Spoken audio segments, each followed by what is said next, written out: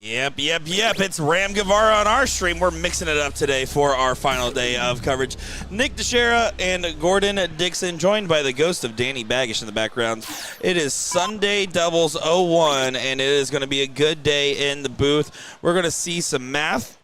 I love it when Gordon watches soft state players do math. Gordon, you excited for Sunday? Oh, I'm tipping in the red. 54, 54, 38. You don't want more of that?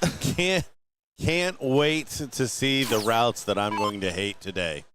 Well, if there's one thing we know about Bob McCoy, he can hit triples. If there's two things we know about Bob McCoy, he has a bad taste in music. But if there's three things we know about Bob McCoy, is he can't do math. And I'm excited to see what happens. I don't know about can't do math. He doesn't do math. The albino rhino does not think. The albino rhino throws. Albino rhino. Is that a thing? I've been trying. Is that Bob, I'll talk to him after the feed. Like, no.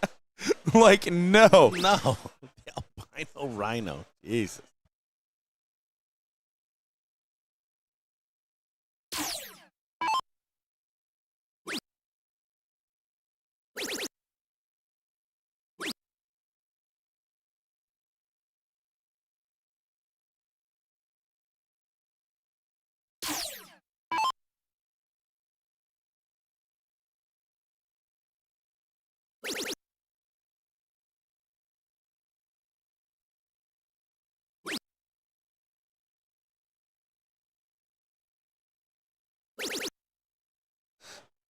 Well, Bob McCoy going to be trying to stick his neck out on this shot to keep the lead going in their way. Needs to fill it up. Start to get a little separation here. Don't know a whole lot about Steve and Adam. I know that there's correlation between Adam and Eve. Not Adam and Steve. It's going to be a long day, folks. It is. I can just tell. I'm already feeling it. It's going to be a long day. You know why I know it's going to be a long day, Gordon? Why? Because you and I were getting along so well right before the go live button. I knew I wasted it all. Before I happened? I knew I wasted all the good Gordon points. Oh, goodness gracious. Loser side matchup, Guevara and Bob. Not where you'd expect to see him at this point in the day. Yeah, lost to a good Holton Moore team. I'd say they have probably underperformed thus far. Holton Moore, that is. So no surprise that eventually they're going to get a couple of big wins. That's a team that's too good not to.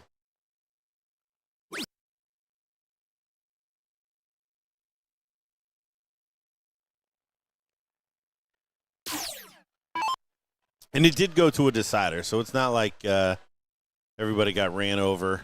This is loser's start in an 0-1 format, so generally this is pushing towards deciding legs. Seen a lot of them already this morning.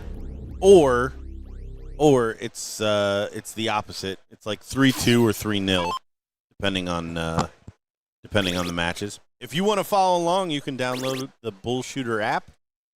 And head over to tournaments, select all, and see all of the brackets here for levels 1 through 4.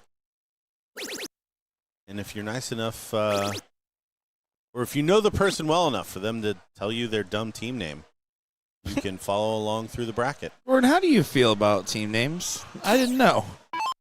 Oh, it's so lowbrow. I just. Not a fan.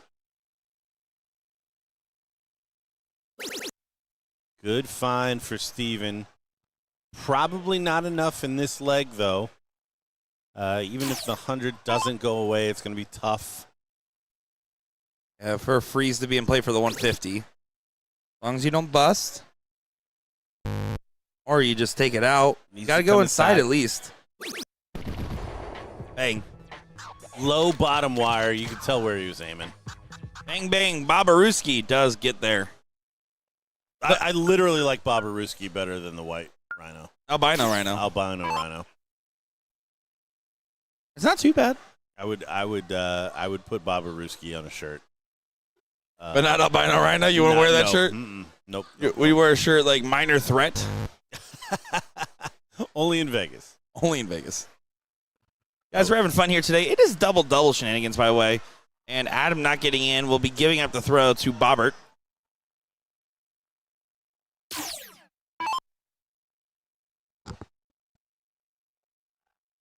See another match going on in the bullpen. That is PJ Stewart. Let me tell you, that pilot school is not paying off as far as connections is concerned. Boy is trash. Trash. We brought him in one time, and it was tailored to him. Connections today, if you're a New York Times game player, riddled with things about airplanes. And just straight over my man's head, no pun intended. That was so intended. It was the most intended you've ever been. Probably. Steven needs to get in here quickly. Have some type of pressure on Bob and Ram here. Does get away third dart. But we got 160 going fourth. What is up with that? Oh, he's too weak. He can't throw it that high anymore. It's got to be it. Sunday. Is a crick in the neck. Yes. Sunday, you can't get it up that high. Oh. He is 68 years old. It's very true. It's very true. The board don't lie, Gordon. The board don't lie.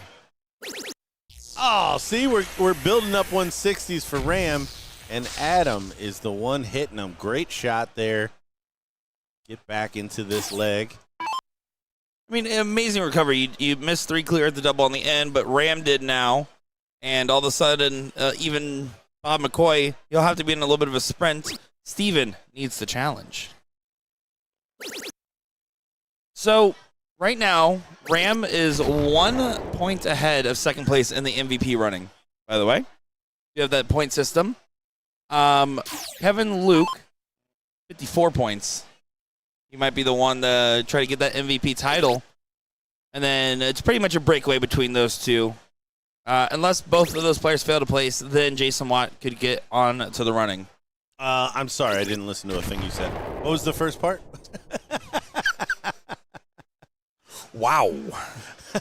Ram is at 55 points. Okay. Kevin Luke, 54 points. Gotcha. Ram was the first one. Okay, that was what I was missing. Suzanne Young on a heavy breakaway at 40 points. Kind of expect her to take this one away. Damn right she is. Haley Beard, if she does get a first place finish today and Suzanne Young doesn't, could Hucklebuck. Okay. That would be the other one in the running. But you'd expect Young to be your MVP out here. Qualify for another MVP showdown, perhaps? This time we're going to run it between 4 events. Do we know what level? Okay, so Suzanne and Skylar are in level 3. And Haley Beard. Is Kaylee even playing? Yeah, her and her dad are playing together in level 3 as well. So if Suzanne Young doesn't place at all, Kaylee and her dad get first, I think that might be enough points. It might cause a tie, and if so, it's still go to Suzanne Young. Oh, she's in here under Boots. That's why I can't find her. Okay. Yeah, that's Boots. Gotcha. And I do want to make an apology to Kaylee Beard's dad, David Beard. We were talking about giving 2 more fireballs and find out, and you said if you're not drinking Jack Fire, you're wrong. Fun fact, his nickname is Jack Fire because he only drinks Jack Fire, and I got it wrong. Oh, so, okay. Give a couple points to David Beard. Yeah, no. Very distinguished gentleman, bumping up to Jack Fire instead he did say he could still cartwheel. By the way, I did ask. So Adam, after not getting into open here, having a pretty decent leg coming down, leaves it a little outside. Bob McCoy should be able to set up better from 176, and then it's down to the partners to make sure that the shots are available.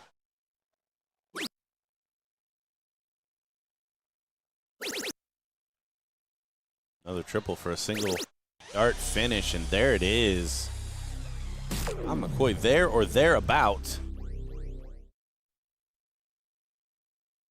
Just got word in. Our taping was approved for ESPN, and it's definitely set to air now. We didn't say anything too bad, Gordon. Excellent. And they clearly cut it up to fit into the slot that we've been given. Yeah, it's weird. They just cut out anytime you and I talked and only kept Evan in. He is a handsome devil with a great voice. Who do you think's winning the Heisman this year? That was brutal. Brutal. He knew what he was doing. I didn't want to jump in there and be a homer. Well, yeah, but you left me to dry as the name a sport team. You're like, is that basketball? What is that? That's why I was like, all right, how do I make it not sound too dumb? I like darts. Got it. That was Gordon really give me a lifeline, but here's a lifeline. Needed to be taken. Oh, no. Not able to find the big 19. And this could be a 2-0 win. Bob, Maroney, and Cheese, double 18. Like it better than the big white albino rhino. Big white elephant, Bob McCoy. We have some work to do today. So does Bob on the outer ring. It's a good dart, though. Gives him a chance to adjust. Yeah, it finds it. Good shot there. We flip over here to our other level one. And PJ and Alex just got beaten a last leg decider. Jesse Gore polishing it off. Looks like missed darts probably from Spellman and or a freeze from Spellman or from PJ. But we're going to have to call up a couple more matches so we can talk about them. That's exactly right. So looking around on our circus that we are running, welcome to our tent. We'll be back in just a moment here. We're at the Hilton Orlando Lake Buena Vista Palace. That's important. We'll be back in just a moment.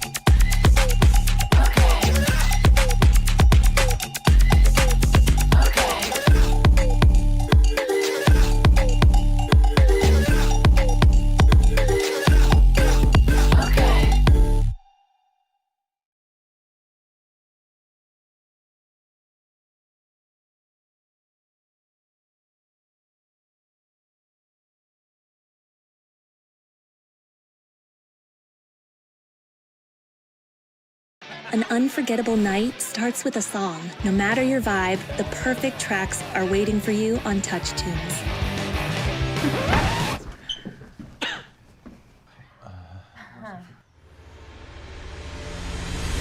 There's a Touch Tunes jukebox in over 50,000 bars with all your favorite songs to choose from.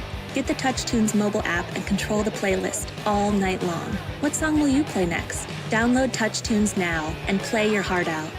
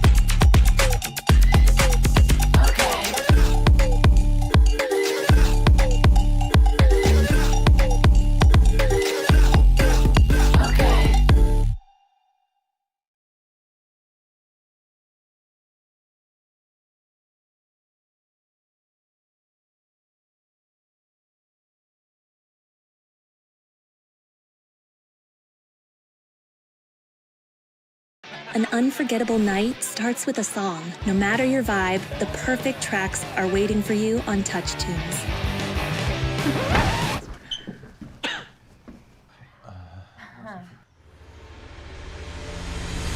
There's a Touch Tunes jukebox in over 50,000 bars with all your favorite songs to choose from. Get the Touch Tunes mobile app and control the playlist all night long. What song will you play next? Download Touch Tunes now and play your heart out.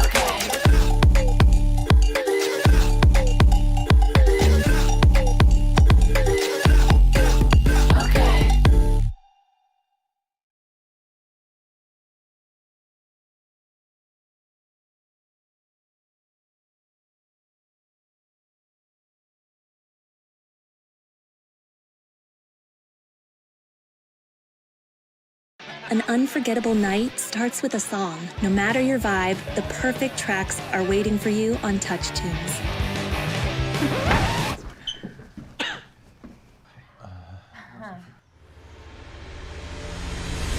There's a Touch Tunes jukebox in over 50,000 bars with all your favorite songs to choose from. Get the Touch Tunes mobile app and control the playlist all night long. What song will you play next? Download Touch Tunes now and play your heart out.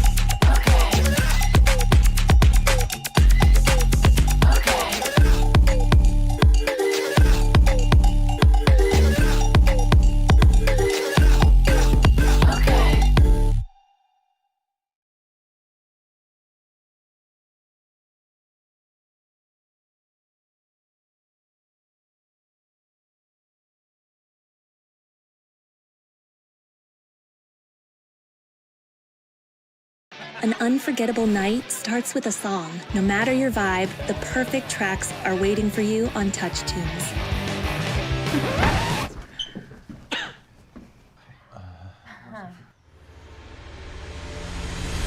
There's a Touch Tunes jukebox in over 50,000 bars with all your favorite songs to choose from. Get the Touch Tunes mobile app and control the playlist all night long. What song will you play next? Download Touch Tunes now and play your heart out.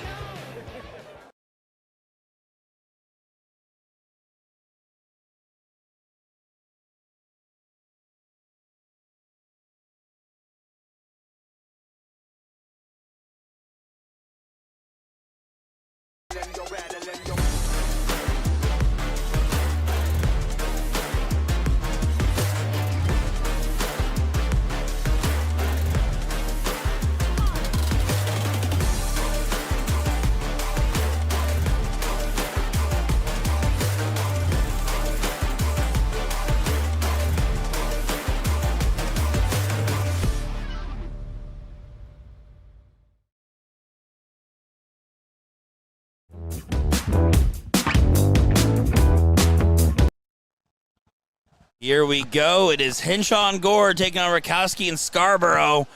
We saw Rakowski and Scarborough yesterday, and it was some emotional play. It really was. You could see it on their face. You could see it in their darts. Just kind of trying to force everything. At times it was good, and at times it was not. We also caught these two, Henshaw and Gore, at the tail end of them defeating Alex Spellman and PJ Stewart. So interested to see a full match here. Over on our other streaming board, we do have the newly named Sexual Chocolate, which is white chocolate from yesterday. I wouldn't wear that T-shirt. No. Playing Cortez and Maudry. It's Danny Baggish and Leonard Gates. So we do have an outlet here. If this one runs short or that one runs long, whatever ends up happening, we will continue to follow along level 1. And then pretty much the rest of the day will be level 3. Yeah. That's what's happening. No, jokes aside, level 3 is quite large here.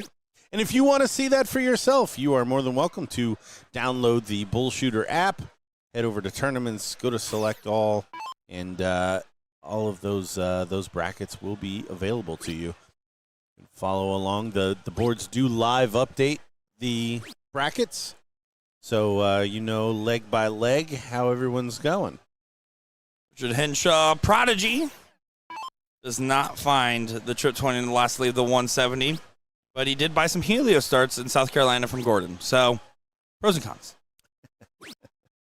Actually, he was looking for a set that I didn't have, if you remember. Oh, no, I didn't pay attention. Yeah. As soon as it's about Gordon, I'm like, I'm out. Done. He was looking for the twos, and unfortunately, I don't have the twos. But the ones have always been more popular, so they're running out fast. If the ones were more popular, my Tinder would be better. DM me quickly if you want some Helios ones.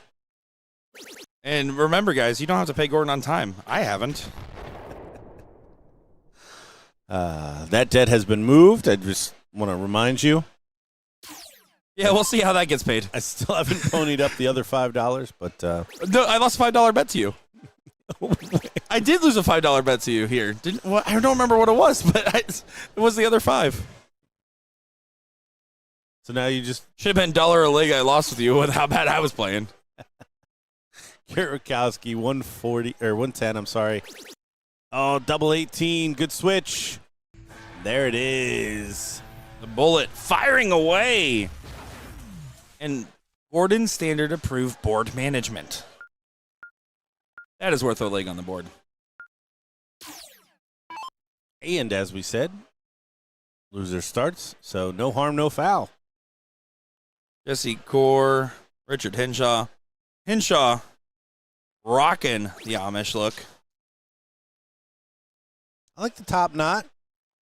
It's got like a Tom Cruise Last Samurai feel to it. Yeah. Listen, I know movie ratings, not movies.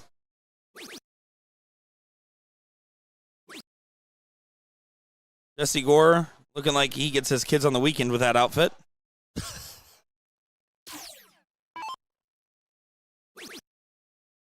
Love you, Jesse. Hope you're doing well, Iron Man. Good find there on the third. Everyone's saying the camera is annoying. Guys, you're just going through alcohol withdrawal. It's the morning. Your hands are shaking. Set your phones down. Yeah, if you're annoyed, think about the players. They've got to throw at this thing.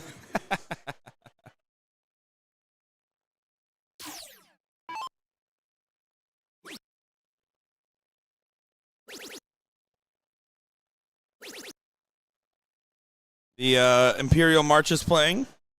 Jukebox has been on fire.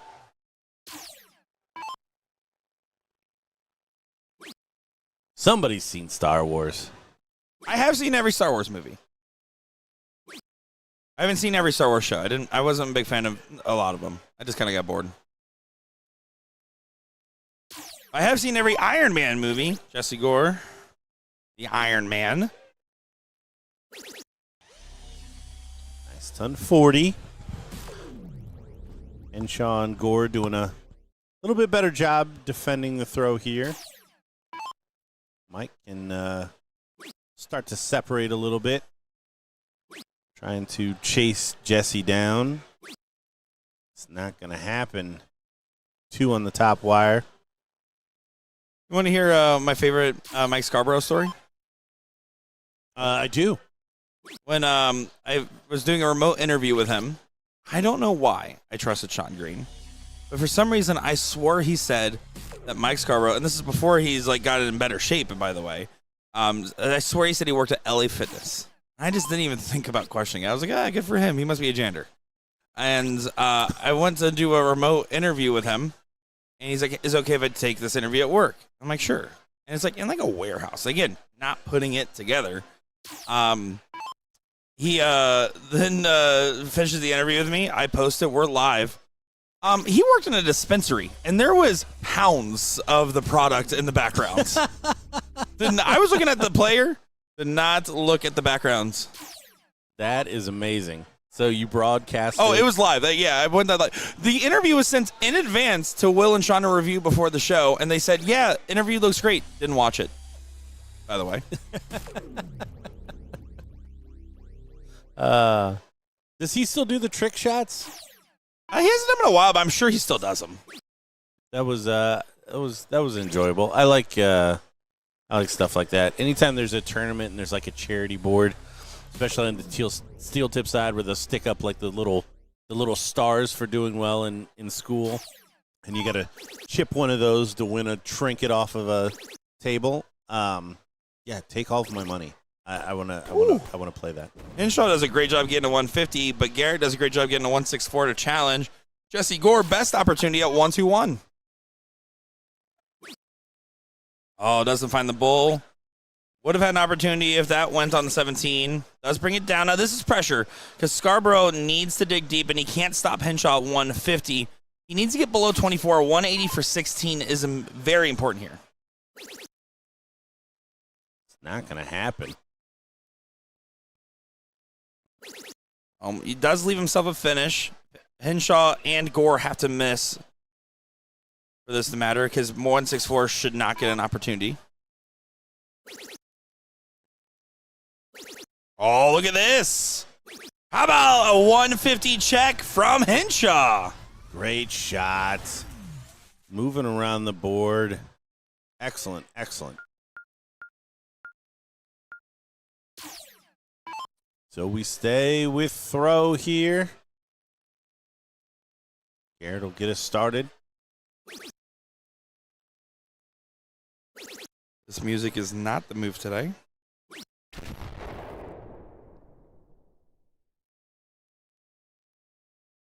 Yeah, whoever was on the jukebox late last night is Thanks, Squeak.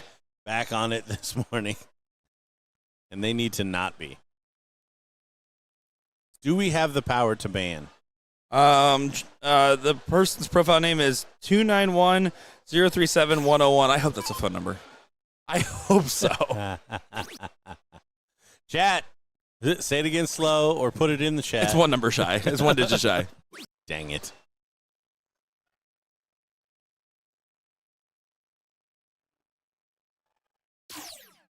Mike Reynolds, you don't even know how to mute it?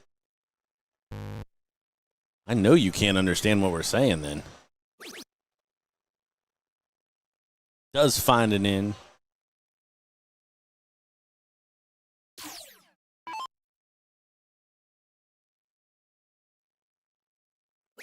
Hey, Garrett going to go ahead and take the runaway on the top side score line. We have some freeze ruling going on here for those that are unfamiliar. We'll explain it probably a few times today. But if your partner's score is higher than the other team's combined score, you are not allowed to win. So if Mike Scarborough is at 400 and the other team is at a combined 399 or less, you're not allowed to win.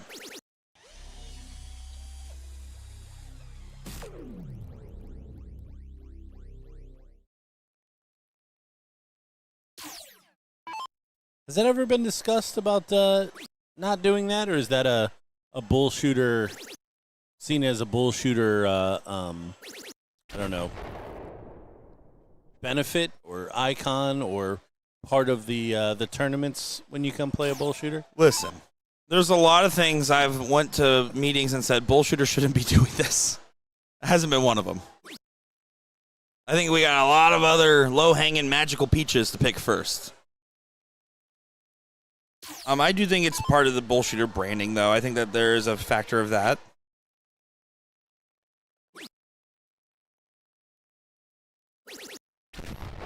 Mike, great question.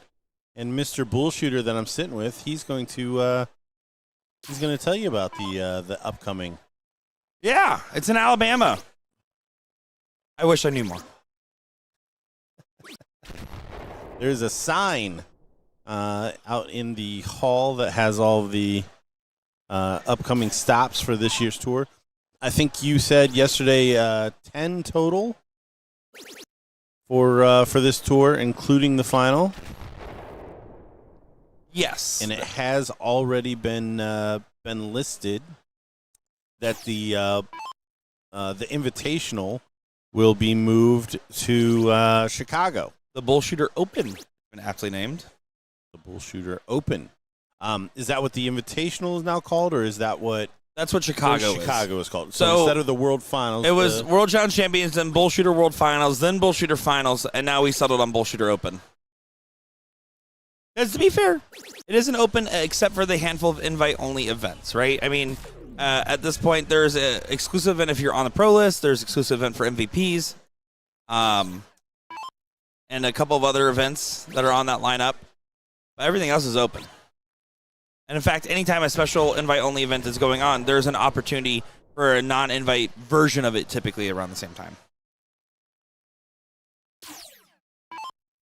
All right, so I've got the World Tour set up, strangely enough, all in the United States of America. Alabama, 925 through 927. California. Oh, hold it. Take it. 12 darts and a big 141. I love 2015 double 18. A little jumping around the board from Scarborough. Yeah, great shot there. I'm seeing big finishes. Henshaw, the leg before, he's going to get us started here, and then Scarborough polishing up the 141.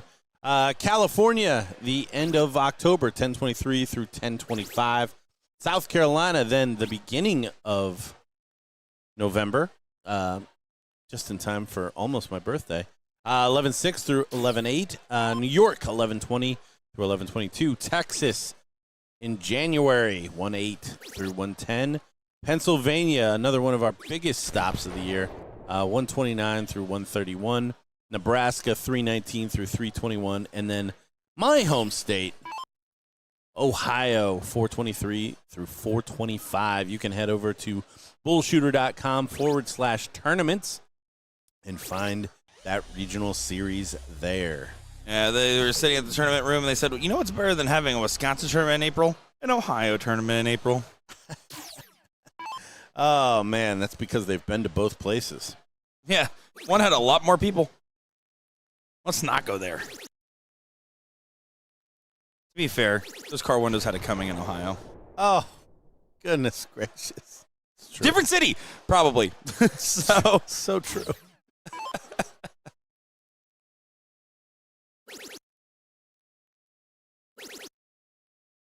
See a couple of other places. Hopefully back in Georgia. That's up to the Georgia State Legislature more than it is us. So I think our team would happily have one in Georgia in this lineup. Minnesota, honestly, I could see it one day. I think if you get a South Dakota before Minnesota would make sense, though. Literally the Junior Nationals, 342 individual youth players in that event. A true youth, by the way, under 18. I want to say 250 of them were from South Dakota alone. That's bigger than the average regional of just youth players. Wow. That's pretty incredible. Yeah, I drove to Waterloo, Iowa for that event. Just drove up for the day. It was like a 4-hour drive. I went out there in the morning, filmed some content, and hung out with the kiddos, and signed some flights with Porky, and headed back home. And I got to tell you, that Junior Nationals, what a great event that NDA puts on there.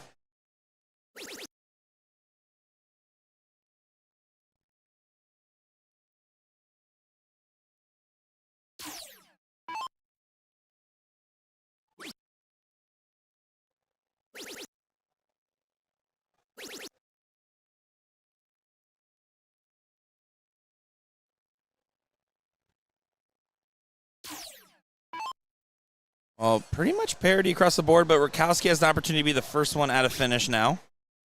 Does he take this opportunity? Oh, no. Got to find a trip. And he stays. I'm surprised he stayed. Don't like that. Garrett's good enough. That's one of the things that I've complained about here in America. We do not move around the board as much as we should with 01. And it's crazy because we play cricket more than the rest of the world, where you move around the board, and we don't move it into our game to find open numbers. But Mike now, much more open bed here to throw at. Does get to a finish. It's probably the shrug of the shoulders there. Having a conversation with a player the other day.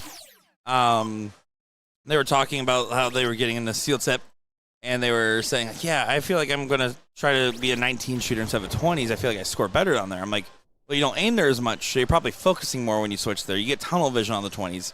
Get comfortable switching the board. If you're not finding it, seek some inspiration, but don't just be a 19s only shooter. Bad habit. Yeah, no, you have to be able to move around the board. Like, that's literally every game. Now, at the highest level, like those 3 points per dart, 57 between 60 can be a big difference, but you have to know when to use them. That's why you see so many of those pros go into the 17s and trying to leave things like 3-4-4 and 3-4-7, things where then a 1080 will actually leave you a finish. Like, that's how much the game has changed. Here we go. Big finish. A high finishing affair. It's another big checkout from Scarborough. 1-5-6. Some incredible finishing on this board that we're seeing. And I want to see where we're at in that other one. We are at it's over. Yeah.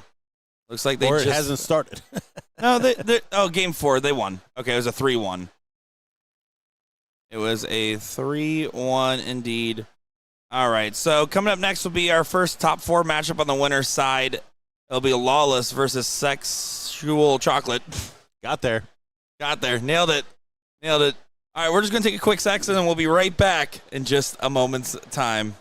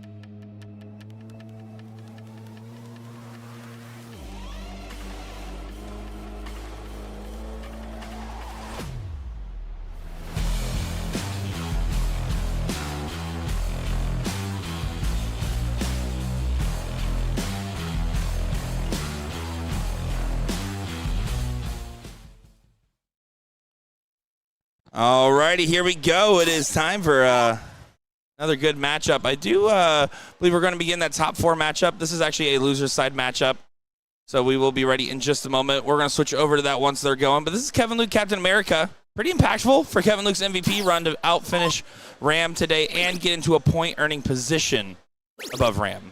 If he gets any more points than Ram, there's a good chance that mixed doubles might not come into play. Thank you, Gordon Dixon. How you doing, Gordon? I'm doing well. I just wanted to confirm. So when you left and told me the buttons to hit, I thought this was a top 4 matchup. I read it wrong. It would have been right. I switched to the wrong match. Not wrong. You guys are great. Not the right word. It would have been right because you would have said, "Oh, that's not the top 4 matchup," and you would have waited. Gordon, when have I ever led you astray? I don't listen to you, so never. IMDb ratings, you do. No. I believe I kept the streak alive. I got us there in the first place, and then you kept it going. Fair enough.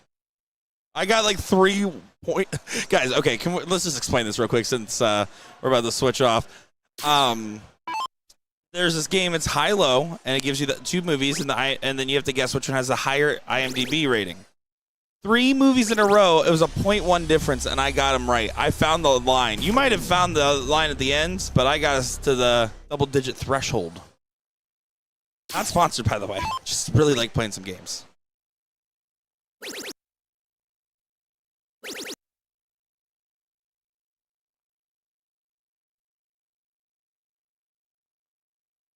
First look at Timmy and Barry. They were the first 2 people in the room on Thursday, by the way.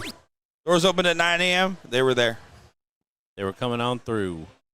I've known both those gentlemen for a very long time. Good to see Timmy back out playing and playing well. Is going through some health stuff.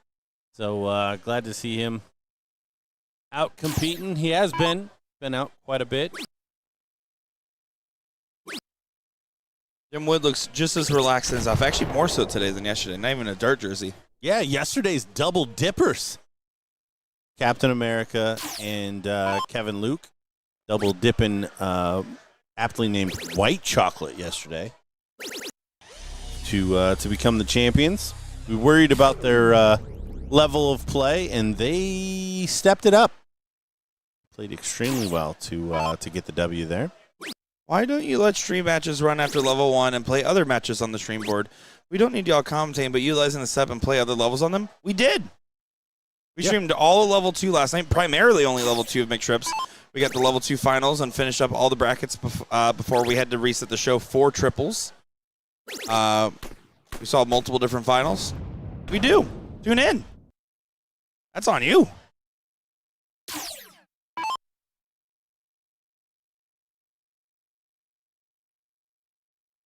Thank you for tuning in.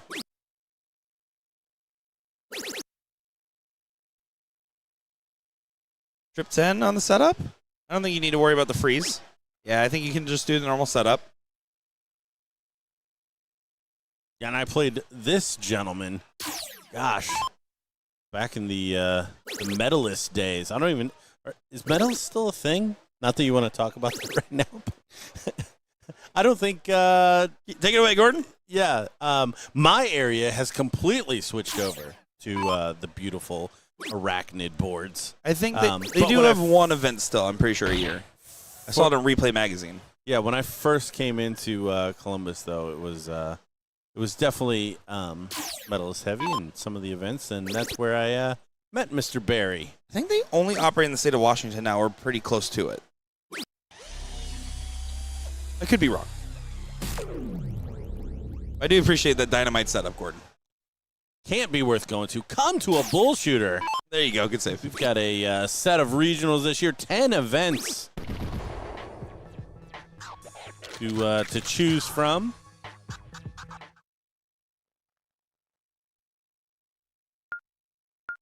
TOC is a different live stream. We're the BullShooter live stream. And also, on that regards, so if you guys are curious how this works, so here at BullShooter, we run our own streams, so we do have a lot of control. If you guys are watching on the USA Darts page, they get contracted to run events. So this is just a rebroadcasting. But on USA Darts specific streams, it's whatever that tournament asks them to stream. That is what that is.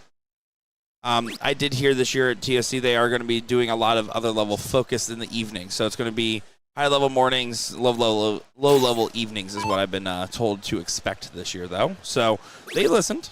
But it's always up to the tournament that hires USA Darts to broadcast of what they want to stream. Yeah, Jake's saying in the Pacific Northwest only now.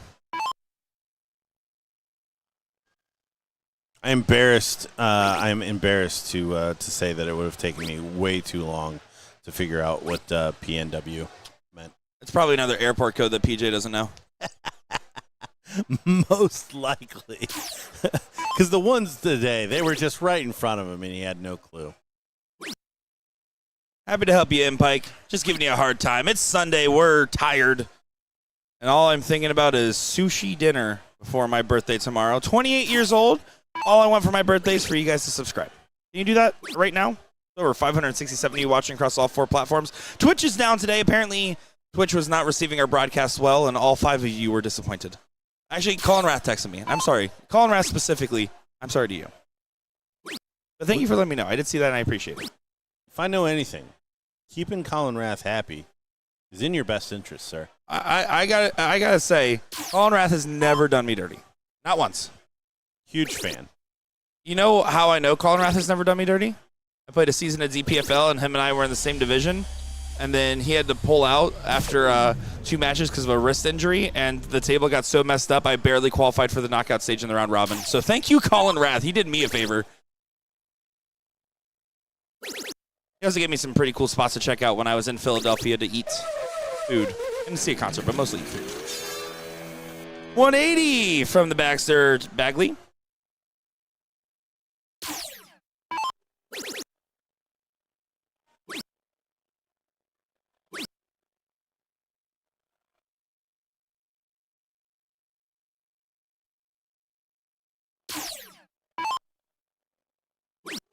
Big shot needed here for Barry. Keep this one within touching distance. Good shot. Does find the 2 big trebles. Wants to make sure that Timmy does get a shot. We are on the loser side with this matchup. Captain Hawaii 501 America. Coming up to the line. Fills it up. 180. I think top 5 noises on the G3 dartboard is the race car noise for the 180. I do like the race cars. Tournament director LJ was a big influence behind that, I'm pretty sure. As he worked on the G3 launch, and his dream job growing up was to be a racer. And he goes by like Racer X and was really a fan of like a Speed Racer growing up. So little behind the scenes history. Our own Patrick Mulligan at this event does the guitar riffs that you hear as well. I loved finding that out.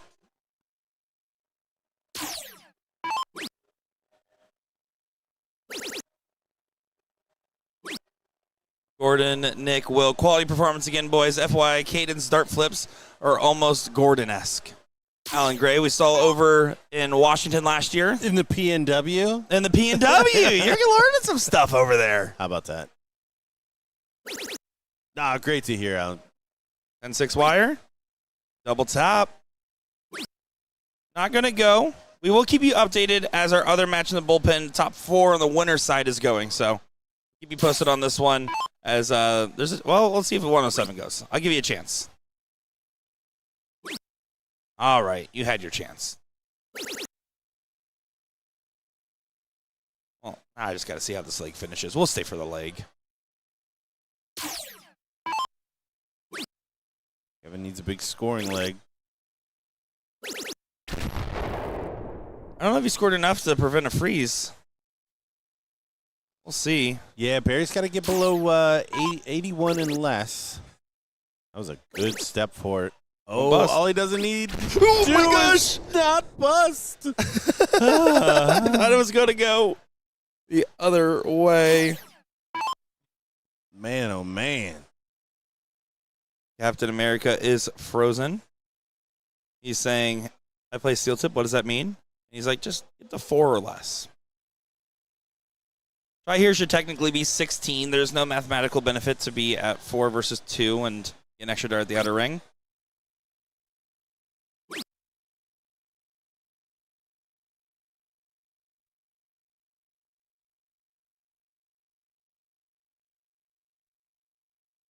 So I just hit the button? What do I do? It does find the button.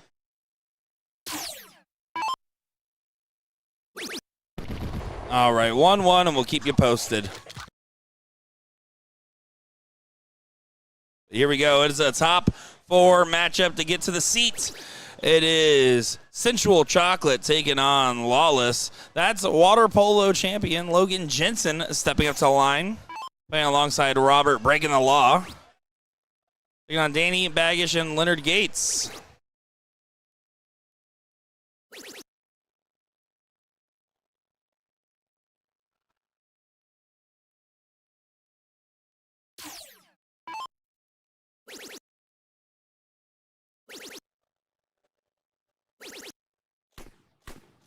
Leonard Gates filling it up. Nice 180. Taking the lead in this leg.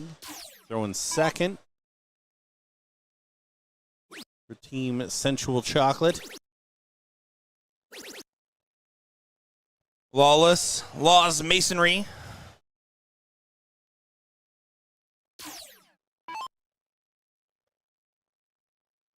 Have I mentioned I hate freeze when everyone is down to an out, says Scotty B? I'm the biggest freeze rule defender there is on occasion. I think it's fine here. In a leveled play tournament in particular. Why? I like the idea of the extra partner interaction, and I think in a format that's leveled where you can pair up with anybody, it does de-incentivize and incentivize equally on playing with a really high versus really low player. Because you can go to a lower level where the other team's scoring power isn't as high if you bring a big gun down. But vice versa, I do think having 2 players of equal skill level is usually the best type of team dichotomies. Someone that can easily drive when you're not is my preferred. And I just think that there's fun interplay mechanics. I don't mind it. I also think 501 stacked at the highest level just goes a little too fast at for my liking. You don't want the event to run quickly. No, I don't. I want to get here. I'm hourly. That's probably the best answer I've ever heard for the freeze rule. Is someone's hourly? That's why they do it? I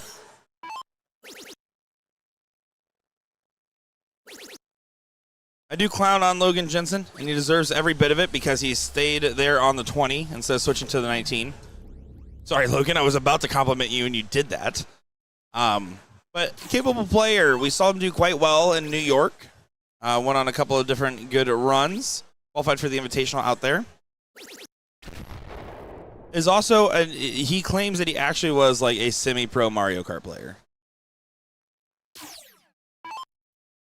He keeps asking for me to add him on Nintendo and Steam and all the other things. And I keep saying, no, I would rather stick to losing in one game, please.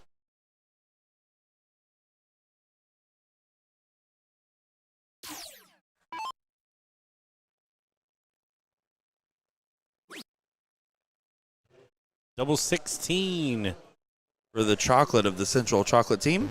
Clearly.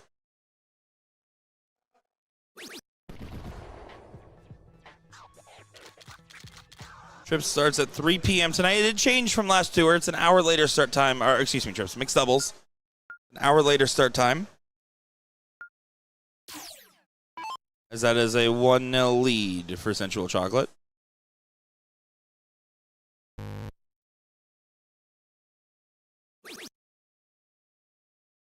Logan, like you said, good at Mario Kart. Kind of looks like the Koopa Troopas. A little turtley face. I do think Lawless Masonry has a thing going for them, which is matching jerseys. It does help by 10%. I would completely agree with that. Will and I literally have our outfits coordinated for our upcoming event. We're going to be Buzz and Woody in doubles. And then we have the Pointed Questions podcast jersey for our triples team.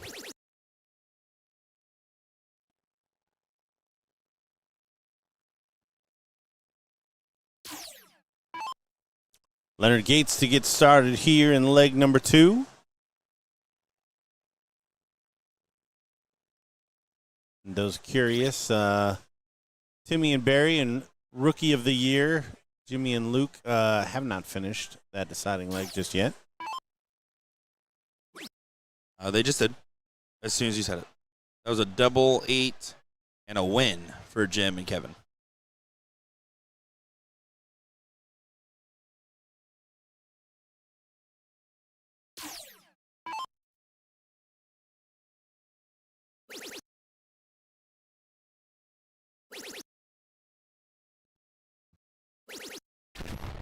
So yesterday's doubles champions still going. Jesse Gord and Richard Henshaw that we've seen will be potentially their next opponent. They're up 1-0 on the Glitter Llamas. Love team names. You know, the Glitter Llamas. So, yeah, McCoy Guevara, getting that Ram Kevin MVP storyline kind of going on right now. Both at teams in the 7th, 8th.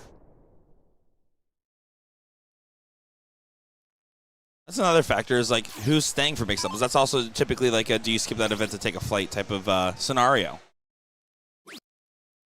Ram's typically the type of player that plays all of them.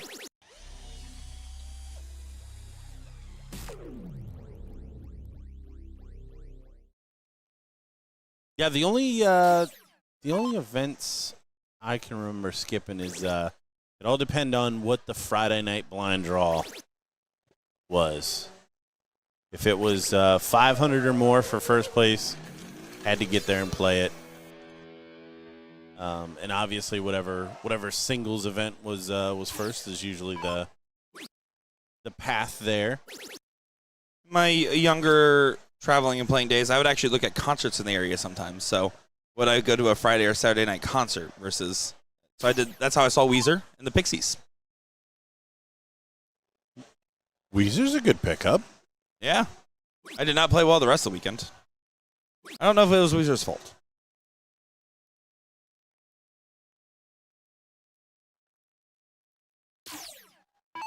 I will say their cover of Africa was pretty fun live. Hi. Hello.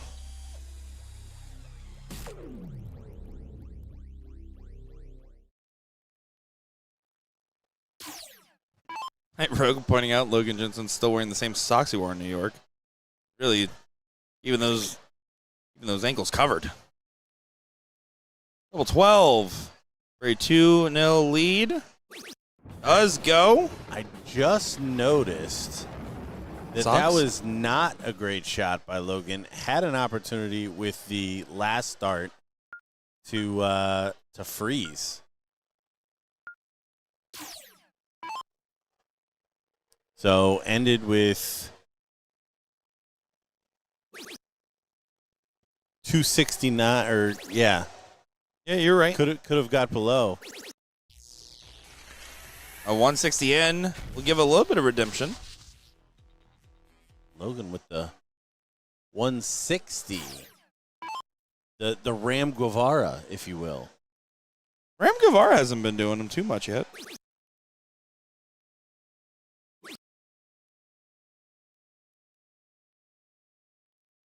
Yesterday's double-dipped second place team seems to be rolling here, though.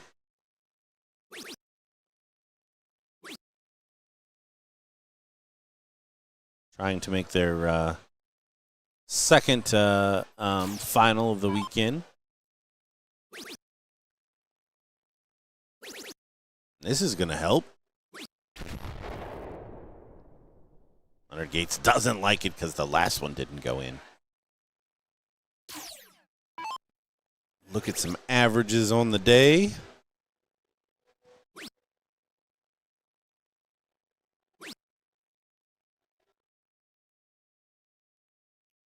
Jim Widmer, actually top of the shop today at 35.26. Leonard Gates, 34.63. Dustin Holt, 34.09. Kevin Luke, 34.05. And Bob McCoy rounding out the top 10 with 33.62. The level 1 standouts. Oh, how about that? Robert Law giving a little bit of a ring. 3 in the bed. The original noise for that was a whip and moan noise, if you're curious.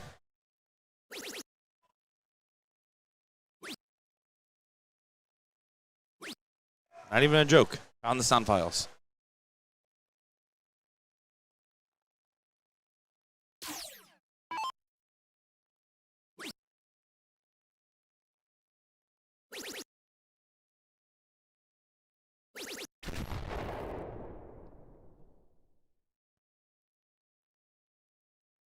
Logan running this leg. 1-3-1 after 9 darts.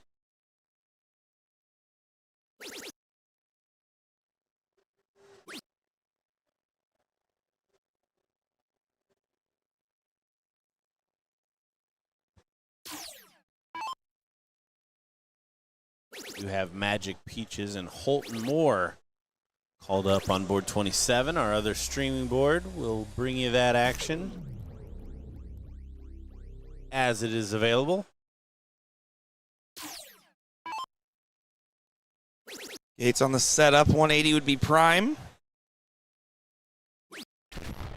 Not get there. Good leg so far for Lawless. Not doing this as favor in the previous, but at least trying to get a leg on the board. Good so far. Even better. That's not quite it on the last. It's a good look, though, from Logan Jensen.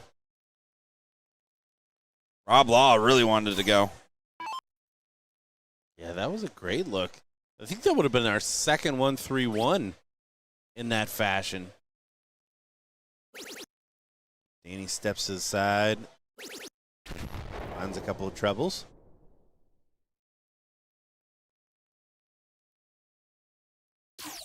The 1-4-4.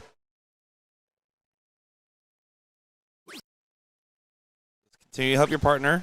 One big trip matters. It helps. Good find, good find. 196 for Gates can only be set up to pressurize and give Danny an opportunity if 20 doesn't go. Has to get under 44. Stay there. That will help if 20 doesn't go. This puts pressure. But Logan should be able to collect. Does collect. Lawless gets a leg on the board. They went down 2-0.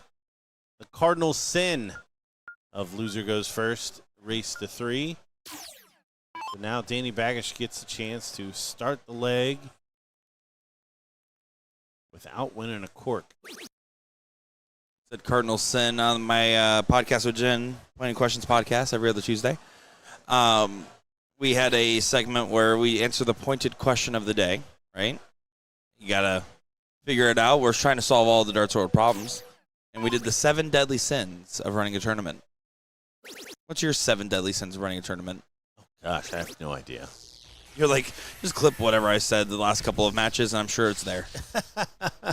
Yeah, well, you know what I don't like. Don't play God with the brackets. Like, That was one of mine. if you're just holding matches to, especially if you run a local tournament and you try to make it even, like you play this round, then you play the next round, you are a terrible tournament director.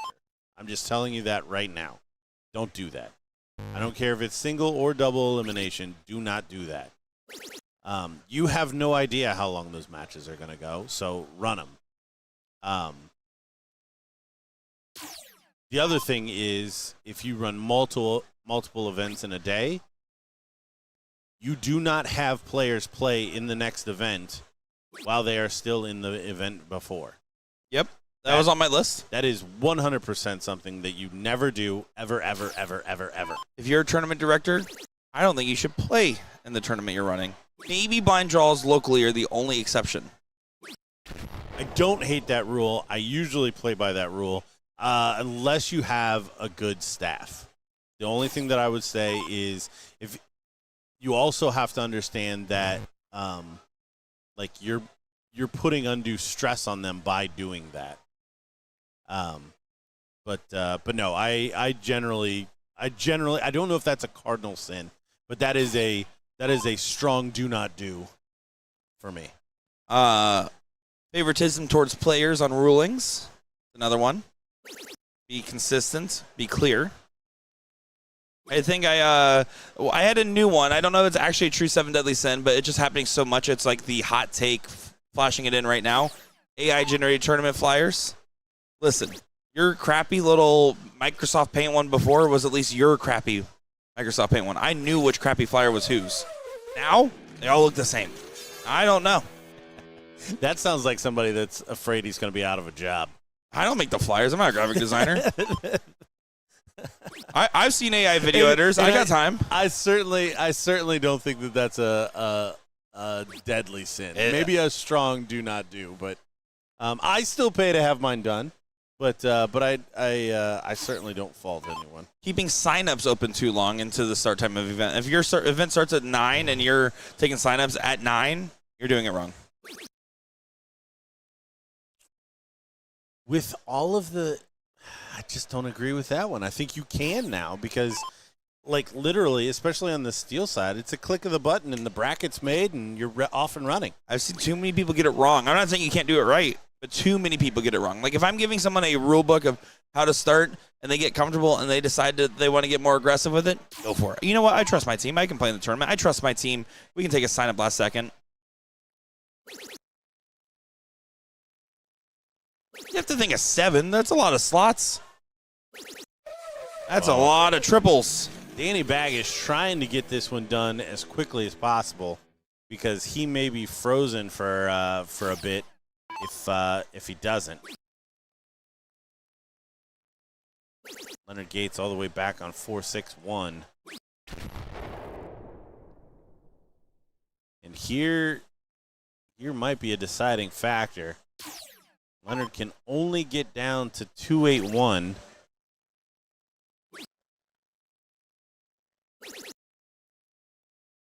he's not even going to do that. So the freeze already in place. 5-9 can't go.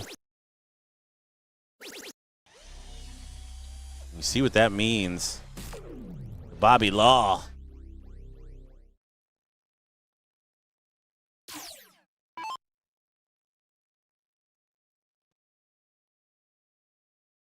See what Danny decides to do here. 16.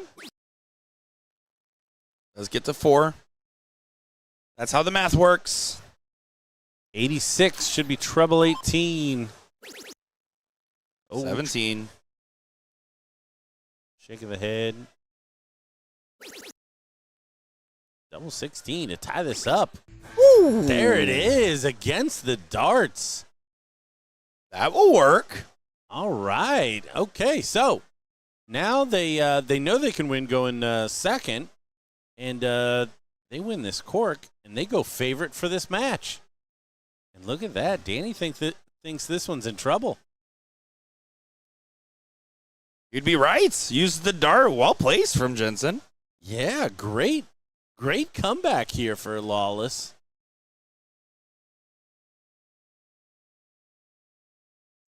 The Glitter Llamas, Brian Dennis and Rich Sturbins do defeat Jesse Gore and Richard Henshaw. And we are in a heater here. And Jensen's off and running. Board management has not been the strong suit, but he has been hitting pretty well. And, like, his out routes are fine. He had a freeze rule error. At one point, he stayed on a single 20 and left 169. Well, and a freeze rule error that, like, I didn't realize it until after the shot. I mean, not that I'm the end all be on all on freeze rule. I'm not a fan myself, but that was a very unique situation. Somebody that Well, high and up. earlier though, he had a chance to leave 170 that mattered, and his last start was a single 20, left 169. That one, that's what I was talking about. Dude. Yeah. And look at this, Bobby Law. 51 already in. Gates not away the last time. He's making up for it. And this time, perfect. He makes up for it. 160. Almost 900 of you guys watching. Subscribe for my birthday. Logo Man. Oh, just high. Look at the wrinkled face. He thought it was going. When that left his hand, he would have thought it was in. Cuckoo for Logo Puffs. He is finding triples. Danny needs to make sure to maintain. Does keep things chalk. Now, this is where it gets interesting because that 160 from Gates puts a lot of pressure on Law to keep consistent scoring. Good find. Already in the treble. Can he find another? Cannot.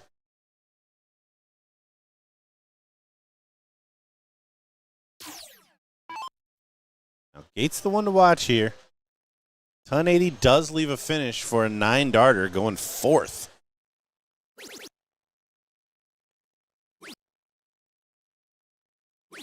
It's not going to happen. And he missed the big number on the third. Point spread's widening on the bottom, so you really need to get to a finish. I think you get an opportunity if you take this in 6. Not going to happen. Does stay with it. Put 2 really good darts on that treble. The first one, not so much, but Danny Baggish needs a couple of trebles to leave a finish, and it's still going to be outside range.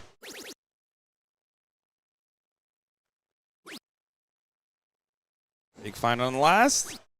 Doesn't happen. Doesn't get to a finish. Okay, so pressure solely on the shoulders of this fella to at least make sure that Logo Man gets a shot.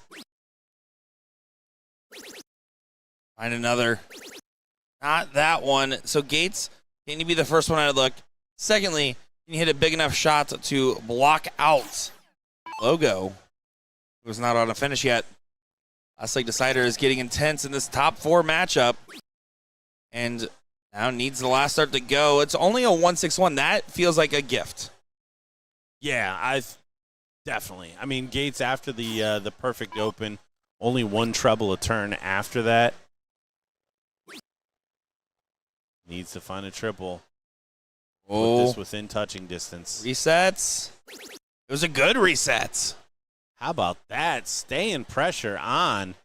Danny Baggish can't finish, but he's doing the math. It's not going to be too tough here.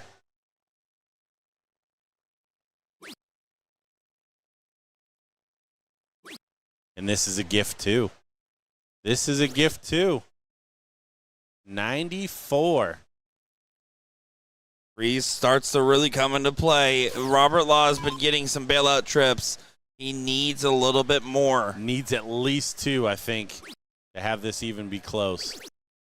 That's not one of them. And that is not it. That might be enough for the match. 161 no longer has to go.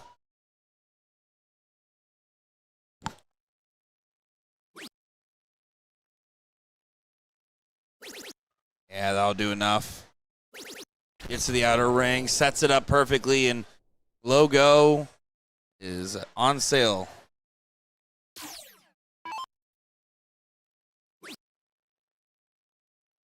$57.11. Do it. Just go ahead and hit it. Kenny Doyle. Go ahead and hit it. Let them know. Let them know you could have. I think Danny wanted him to.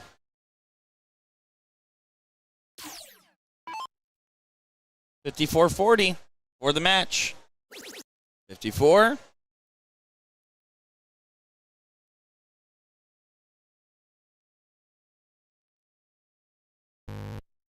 Outside. Gunk. Not that one, Danny. Leaving the Lidler. Robert Law, 180.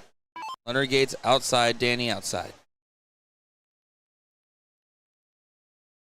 The tough part, a 180 to leave 30. It would guarantee 2 a shot if 24 doesn't go. Yep.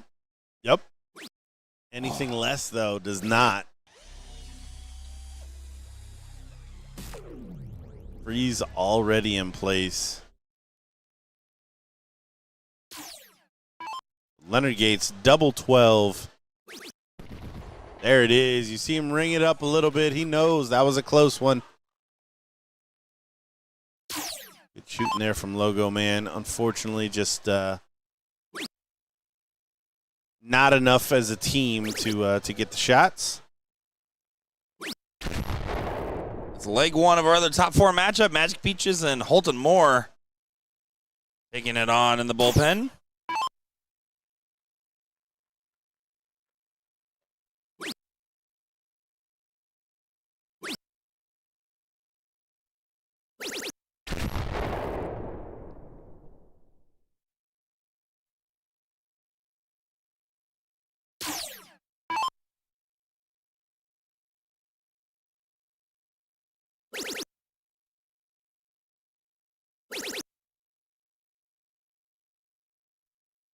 All annoyed.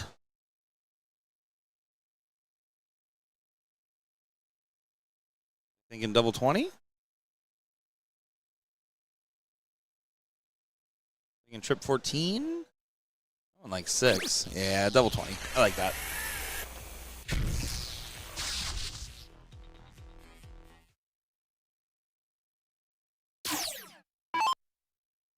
One for one from downtown. We've seen some big finishes from this man. We've already seen this one, haven't we? Yes. Yes, we have. We will not see it again in this moment. Does just focus on bringing down the score. Puts pressure on Todd Moore. A capable player, Todd Moore.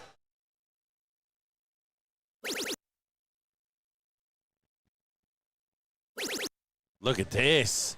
Look at this. You see the arms go up behind, even Garrett pointing. Oh. Thought we were going to see one. You see the respect there from Garrett. See the man nodding in the background there with the Darth Vader shirt. That is Von Vader Jenkins. Doesn't get a dart. Now he needs to hit something. But 26 is not 25. 8 gets a shot.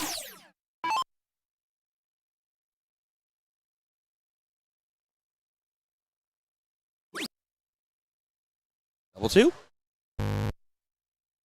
Double 2. Let's go.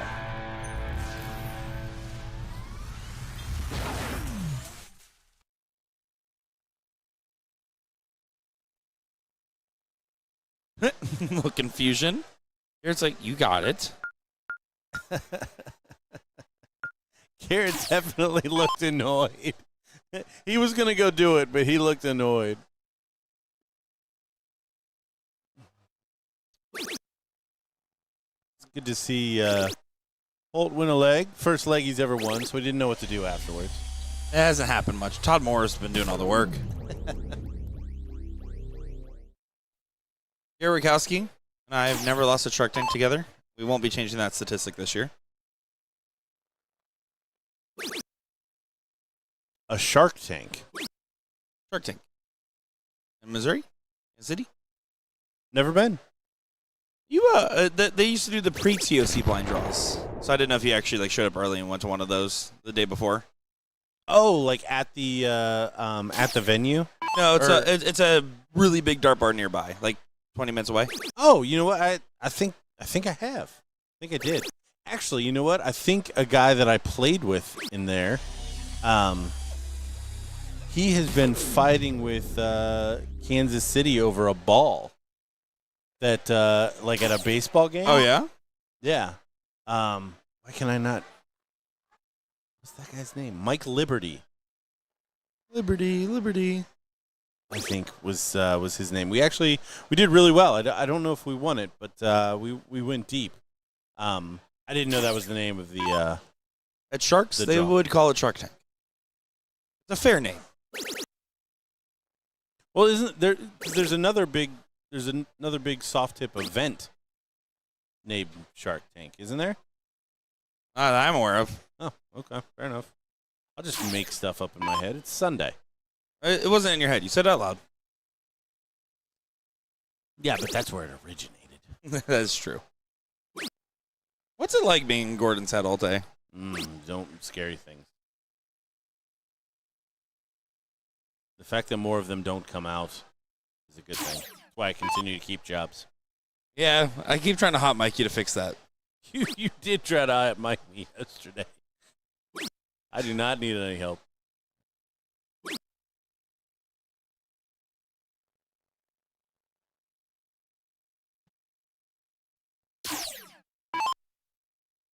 Big shot needed here. Todd Moore try to get back into the leg. Saw that valiant 161 effort. He does stay there, and he goes on either side of the frustrating dart. Excellent play. We just saw Sensual Chocolate make it through. So the winner here will take them on in the seat match. Garrett taking a step to the right. Bearing the third. Great shot from him. Really, the step he needed to take. Clearly.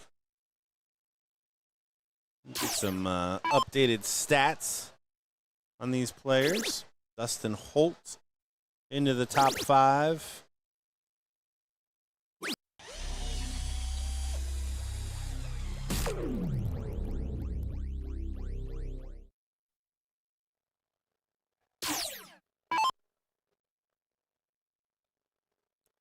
Mike Scarborough, 4th on the list today.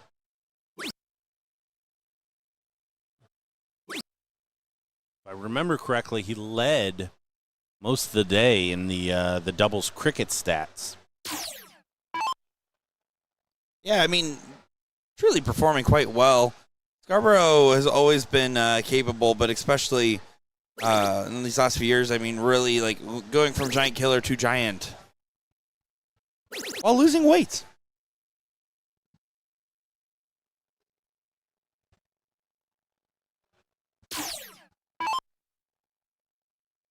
.104. Treble 18 for double 16. It's not going to happen. Over to the treble 14. Yep. Leave 60. Should be back for it, barring something crazy from the next 3 shooters.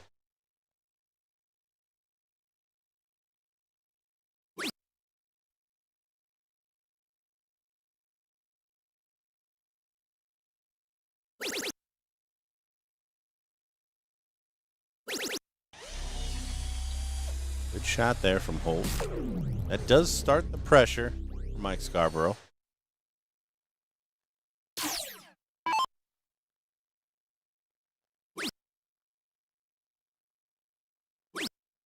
Oh, my. Oh, my. Look at this. Yeah, this is a off-the-hook moment. Yeah, Todd Moore only needs to get to 155 or less to freeze here. Steady ton. Now more work. It's not going to happen. Oh, we get a set together. That was fine. I'll stop. No.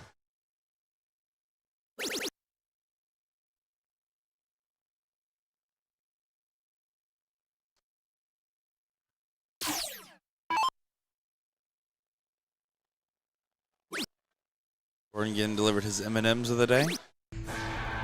And delivering double 20s, Garrett Kowski is, for a 1-1 matchup. Don't hand me the DoorDash phone. The Grubhub phone. I'll use it. That was like my favorite, like, you called out my Yoda, but like, let me see the Grubhub phone was one of the greatest, like, Gordon Dixon phrases. All right, thank you, Trevor. Yeah, Shark Tank. That's the one I was talking about. I thought you were asking about another. That's what I said.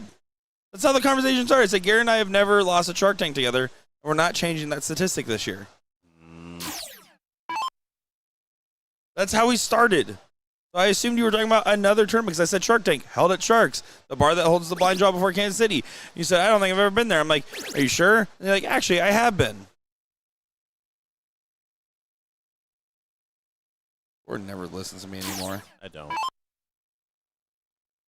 I'm surprised that I knew to answer that you were talking about me not listening to you. Not in for Holt or more. Yeah, but you were talking about a random, like, blind draw. No, I started with the Shark Tank comment. Garrett and I have never lost a Shark Tank, and we're not fixing it this year. We were supposed to play together, and now he's not going. This is what I was saying. That was the first sentence of the conversation, Gordon. I hope it's recorded. Yeah, I wonder if this is on the internet. Guys, I will be at Shark Tank. Going to be helping Will in the booth in between matches. I'm going out there as a player, like 7 hours from my house. Using that term very broadly. What? Which one? Player. I player quick. Who went out? Still played. Player quick. Good darts there from Garrett. This match has gone one apiece. We are best of 5. This is a semifinal in level 1. Our final event of coverage here at the BullShooter. You want to come play with me at Shark Tank? I do not. If I paid for your flight, would you? No. If I paid you to play with me, would you? No. It which you should be working towards the like, it's not about you. Like, the reason I don't want to come is not because I would be playing with you. My therapist says I've been needing to work on that for a while. Just don't want to go do that. We can play in the amateur bracket. See? No. Is it because of how I played last night? Is it factoring at all? The iPad smash at the WDF event, that has cured me of any Our any 1-2-1 desire. where the first 3 rounds I started 100% on doubles was fine. And then I hit one iPad, and that's what you remember. Yep, that's how it works. Garrett and Mike Scarborough doing a great job recovering after a poor first leg. And just not in this one, Holt and Moore. You're going to be letting this one go to leg 4, you would presume at this point. He cut off the jukebox, and it was my song playing. What the heck, tournament people?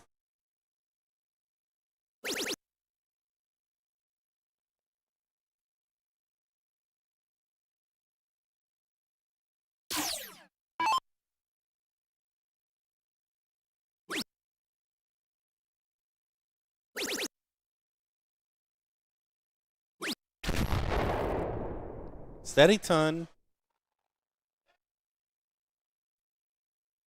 See how Garrett chooses to shoot it. Doesn't have to shoot the bull way in this scenario. Oh, but for the fans. Oh, 17 for tops. Love it, love it, love it. Save the iPad, says Chad. Comment down.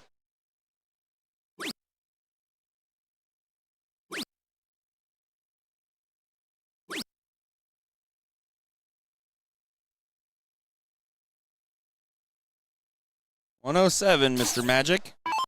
Whoa, oh, it's Magic Mike Scarborough. Now he chooses to shoot it. Stay.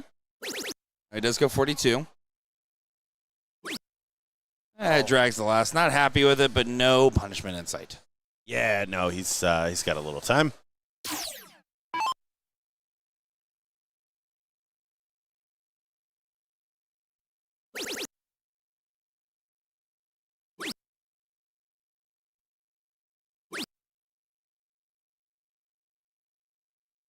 So, double top.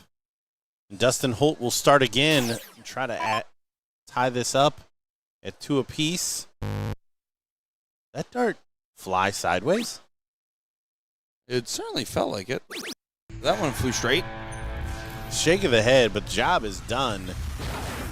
2-1 Magic Peaches. Which one's Magic and which one's Peaches? Could be anybody. Stick around. You want to thank Spider 360, Winmore, and NATO for their support this weekend. You want to also thank Dr. Roxas, my therapist, for the support every weekend. Dr. Roxas. I changed the last names for HIPAA reasons. It's not how HIPAA works, but that's how I changed it. I was going to say, I'm fairly familiar with HIPAA. And That's not quite it. I don't think that's how it works. Look at this. Garrett Rakowski really flexing in this this match. The last 2 legs and now kind of gunning towards the finish. So is Todd Moore filling it up. Challenging the 1-5-2 open and going on a 9 friendly route. Love it.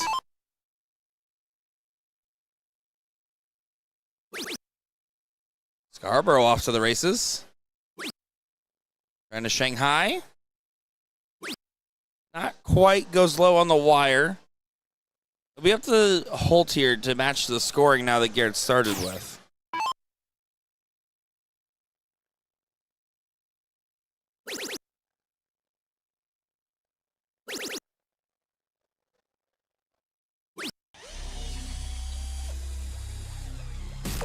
Frustrating. Falling into the 5s, but good leg on throw here for Dustin. And his partner doing his job.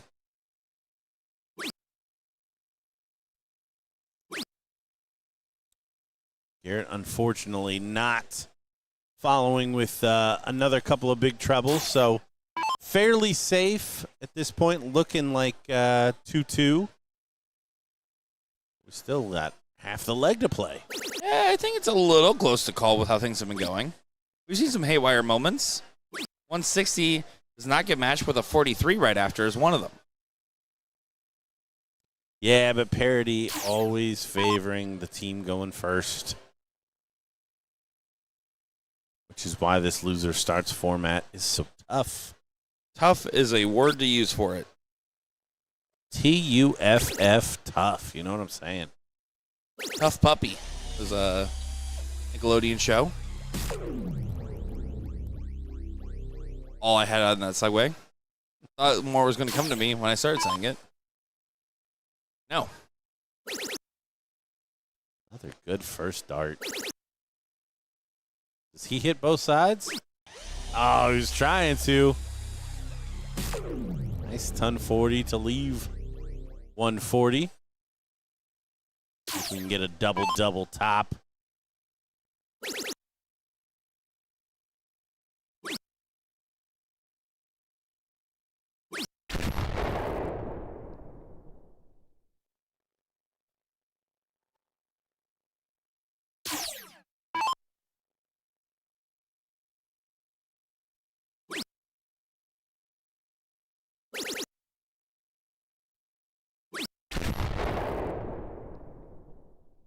Todd Moore only hits stuff if Garrett does. Yeah, he's an inspirational figure on the dartboard. He feeds off of Garrett's shots. Good move. Doesn't convert. So, 140 for Holt. Double 20, double top. One time.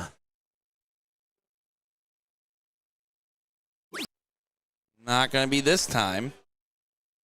Still going to be doing himself some favors. High. Honestly, I would have preferred even higher. Like, Yeah, double 20 in a freeze format anyways. that wasn't high enough.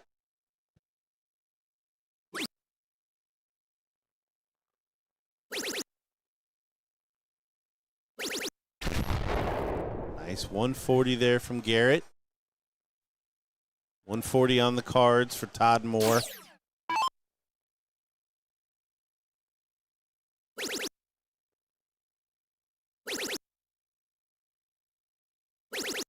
Good shot from Todd Moore. Brings it down with a 180. 180 now needed from Scarborough to have a chance if the 40 doesn't go, and it won't happen. This is going the distance now. I'm feeling it.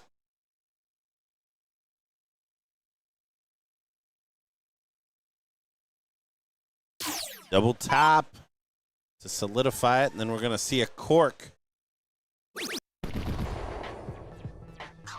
Nailed it. Bang.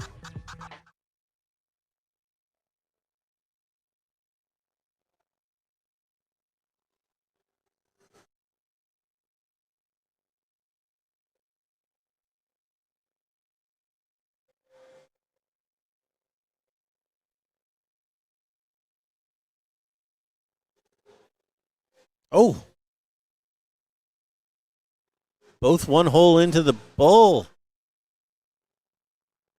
Oh, 2 holes into the bull. Oh, that's a disgusting dart. You throw so hard, you hope you knock them all out, right? Like, what else do you do? Yeah. I believe he just called him a name. How can you do that to Peaches? I mean, this would be miraculous. I think he did get a second dart to 1 hole in. There's no way, right? Okay. Yeah. No, he still got in the double. He didn't get into that next circle.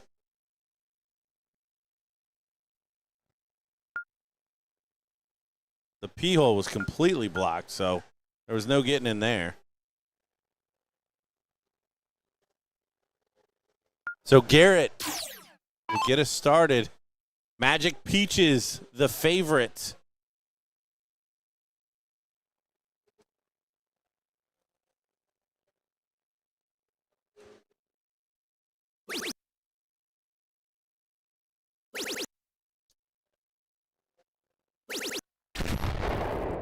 Don't mind the producer. He hit every button possible and did not find the right one. I can't even blame Will anymore, man. I miss your son. It's normally not Will. Hey. Normally not Will, he says. You know what? He is at Will. Your employment here. It's true.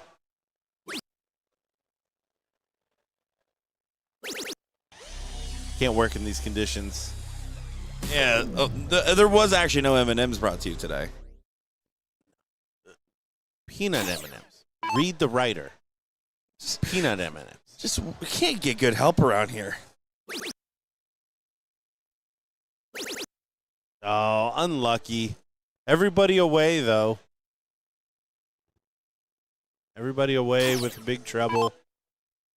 Or 2.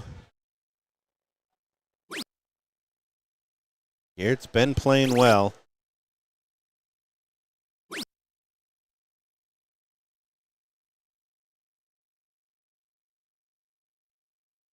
Slight door ajar here.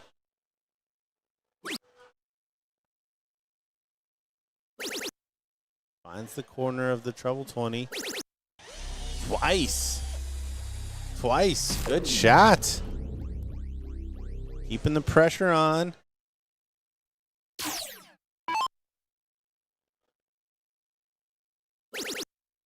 If you're just joining us, this is the semifinal in the lower half of the bracket in level 1. Ooh. As Mike Scarborough fills it up in a big spot. Needing to hold throw here. Deciding leg. 2-2. Winner takes on Sensual Chocolate. Danny Baggish and Leonard Gates in the seat match. And we'll be right back up. As they have McCoy and Guevara waiting for the loser. So, out of the pan, into the fire.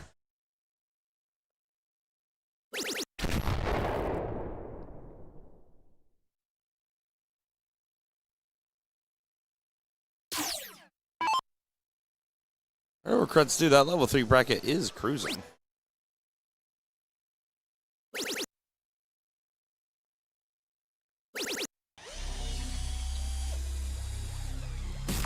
$105. Tough to see a path to getting a shot at it. Between Garrett having a finish and Todd Moore probably freezing.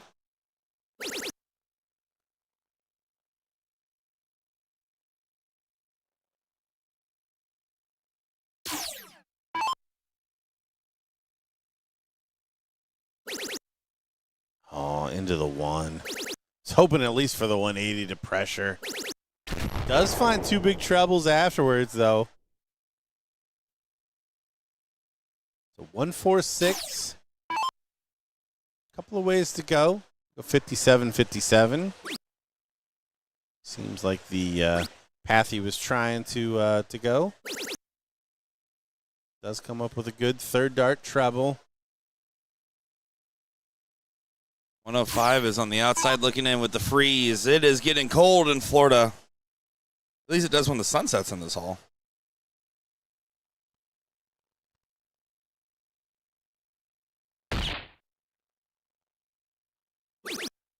Double 18. Double 19. Don't like it. Don't have to leave two. Give yourself a little bit of leeway here. But 104 for the match. Chance to play in the seat. Like this. 416s. Double top. Oh, doesn't go.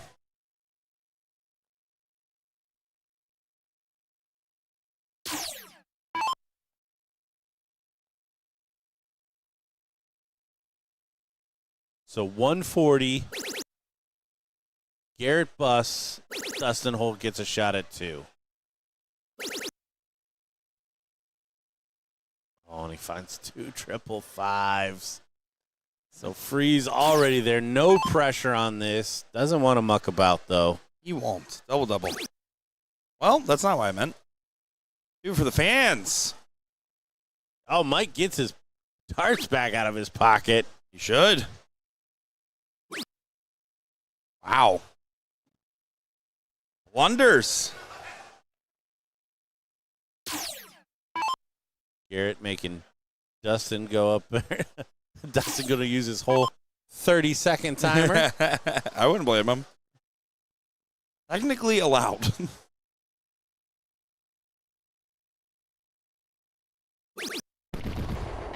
There it is. Mike Scarborough polishes it off. The double top. Commiserations, Dustin Holt and Todd Moore, but they are not out. They will move over to our losers bracket where they will play 2 out of 3 against Ram Guevara and Bob McCoy. They will be back up on a streaming board. We will have the seat match on a streaming board, and I will be eating wings until that all happens. So don't go anywhere. We'll be right back.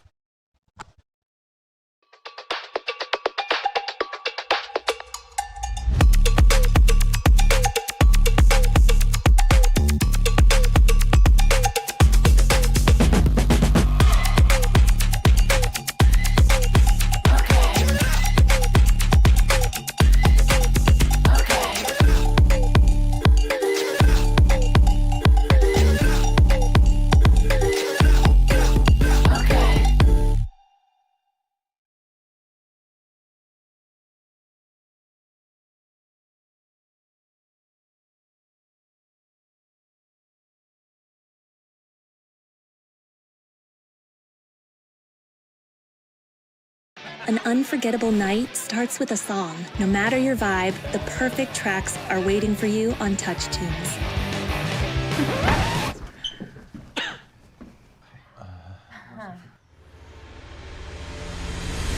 There's a Touch Tunes jukebox in over 50,000 bars with all your favorite songs to choose from.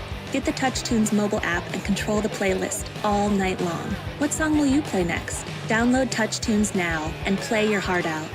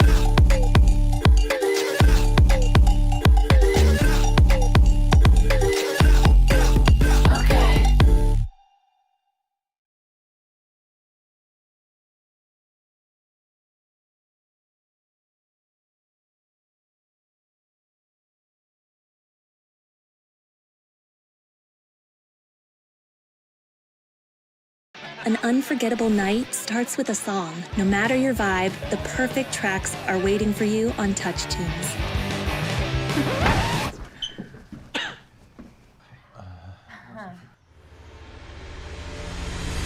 There's a Touch Tunes jukebox in over 50,000 bars with all your favorite songs to choose from. Get the Touch Tunes mobile app and control the playlist all night long. What song will you play next? Download Touch Tunes now and play your heart out.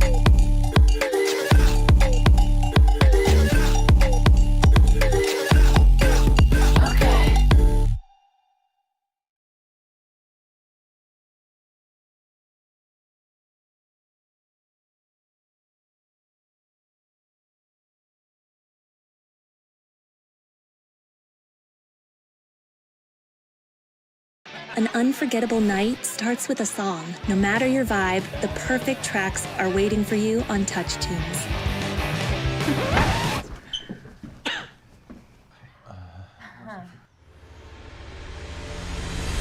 There's a Touch Tunes jukebox in over 50,000 bars with all your favorite songs to choose from. Get the Touch Tunes mobile app and control the playlist all night long. What song will you play next? Download Touch Tunes now and play your heart out.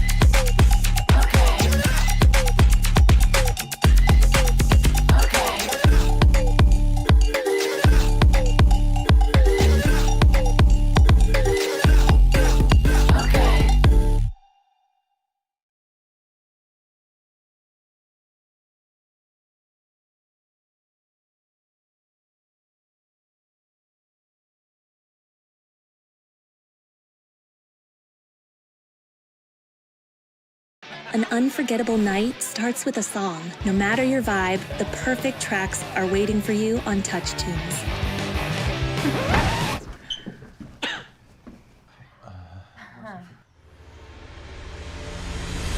There's a Touch Tunes jukebox in over 50,000 bars with all your favorite songs to choose from. Get the Touch Tunes mobile app and control the playlist all night long. What song will you play next? Download Touch Tunes now and play your heart out.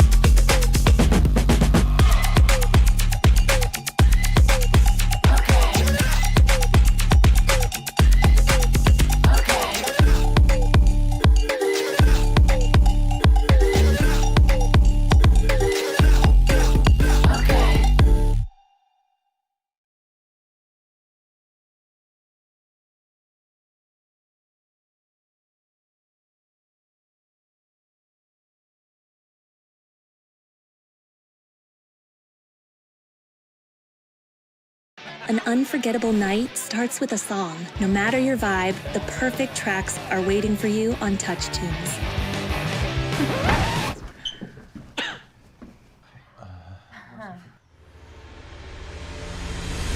There's a Touch Tunes jukebox in over 50,000 bars with all your favorite songs to choose from.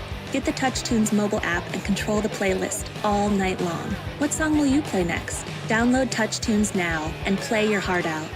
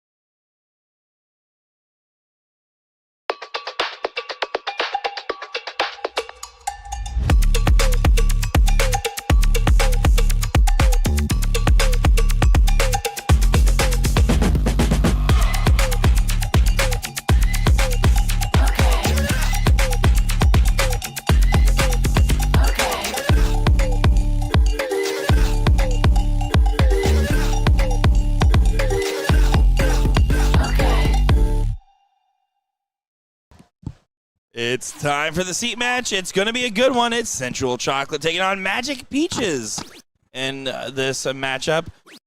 Let's be honest, Sensual Chocolate survived a scare against Lawless, a legitimate threat, and Magic Peaches more convincing in their win. So we're going to see how this shapes up here as far as how the seat match connotation works. Yeah, we were kind of worried about Standard, and we already have a switch. Leonard Gates going first this time. Last time we saw this team, Danny Baggish was starting. You think he demoted himself? I think that's how it always happens. Not always. Should. Yeah. In a good partnership, that's how that happens. Or at least a discussion. I don't know Leonard and Danny's dynamic completely, but I certainly think that they're comfortable enough having the conversation of who should be starting. They probably played 50, 100 events together over the last 10 years. So I would say that's a fair analysis from Mr. Gordon Dixon.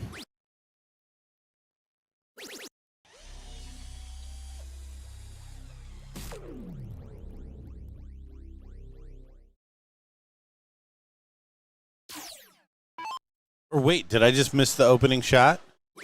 Because Danny's on top. Yes. I just let it go because I was too busy setting up the scoreboard. Oh, my gosh. Yes, and. Yes, and. Well, Mike Scarborough is definitely a change from Garrett Rakowski's start. So we'll see if that continues. Is that true? Mike wasn't starting in the last. Oh, no, night. he was starting yesterday, though, sometimes. Okay. So they've been switching it up, too. Not two, as in also, because Danny and Leonard didn't switch. I missed the first turn. Gordon looks so disappointed at me. Not two as in also, because it didn't happen. I did confirm Garrett is Peaches. Okay. Another stream-appropriate shirt. We should stand up and applaud Mr. Scarborough. I think he's earned a shirt-off celebration. Well, I'm certainly rooting for it. My whole thing is I don't mind the shirt-off celebration as long as the belt is tight. The pants are up.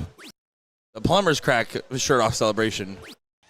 Top 5 moments we should have censored on USA Darts. Okay. Probably that and 3 of my F-bombs. Have you dropped them? I dropped 2 in my career. Okay. One, I accidentally hot mic'd myself. The other one, well, I was just feeling it, I guess. Sometimes adult situations take Adult words? adult words. Yes. Sometimes cheese and rice just won't do it. God bless America.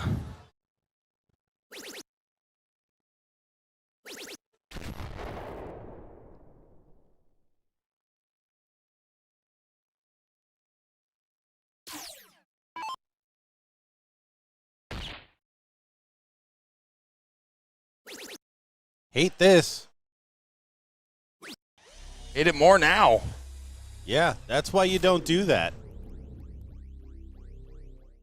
Don't do that. Especially because Scarborough knows math.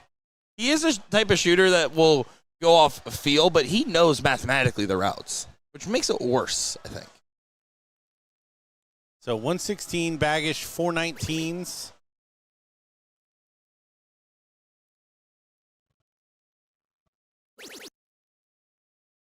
Okay.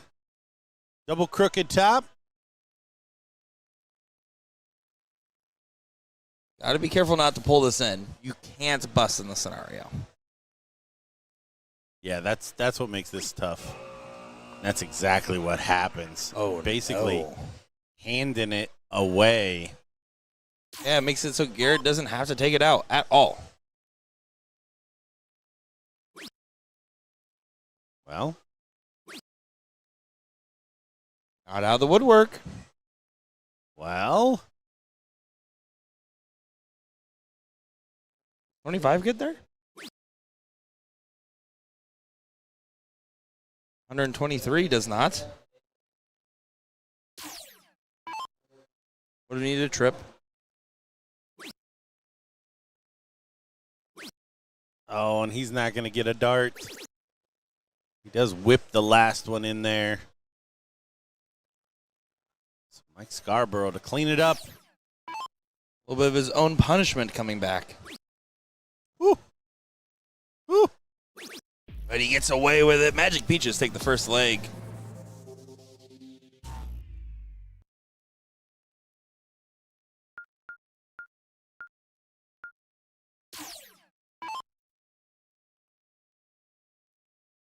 And he acknowledging the shot. Getting ready to step up here. Shake of the head, and he does not get away.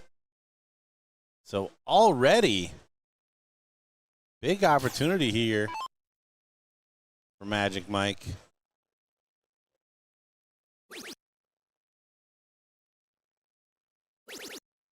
Taking the opportunity. Majestically finding the 120. Magnificent, majestic, magic, miraculous. Meritocracy, Mike. I ran out of M words. You said M words. Just making sure.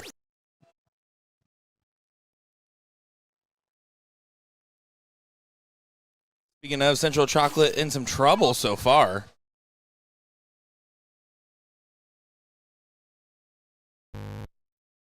Really testing that at-will employment. We are both. Yoda. Well, the M word was miss. Mystical. That was another one. That's another good one. McCoy and Guevara 1-0. You can follow along if you want. All by your lonesomes. Download the BullShooter app. Head over to tournaments. And select all, and you will be able to see our different brackets here at the Florida Regional. Jim Widmeyer and Kevin Luke still rolling. They are into the fourth place match. That other match between McCoy and Guevara, Holt and Moore. The winner there will take that on. And the winner there will take on the loser of this. The path is set.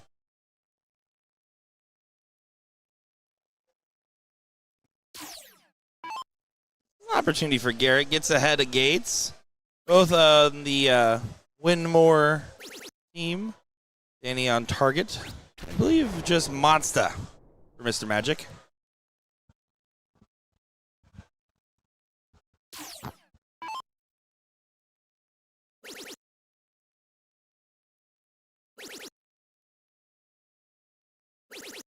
There's a good shot. Danny finding the 180.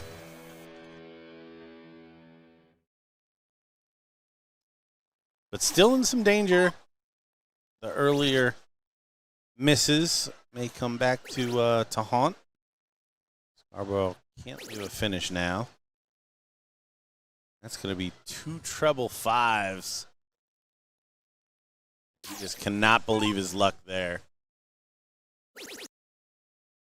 180 will not leave a finish, but Leonard does put a dent in it. Yeah, and freeze, it's important to keep the scores aligned. Garrett's still out averaging on the board, has the best opportunity to get to a finish first.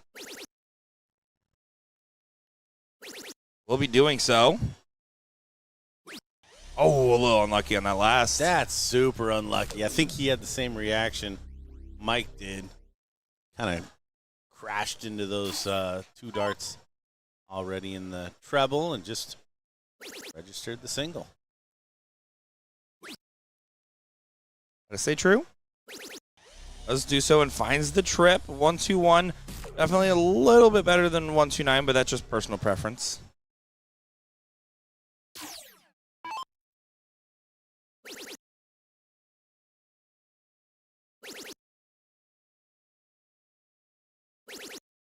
Oh, you thought you were going to get more. Top scores are aligned.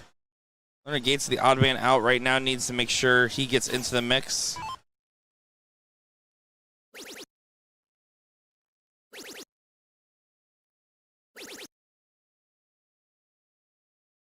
Texas 1080 there. Is that what that is? Just like 3 singles is an Amish triple? Down to the 19s. Up to the 20s. Oh, Garrett's not going to be happy with that. Good last. Good last. But yeah, not what he was looking for on that that turn. Does not freeze either. So 1-2-1 in play. Treble 11. Double bull.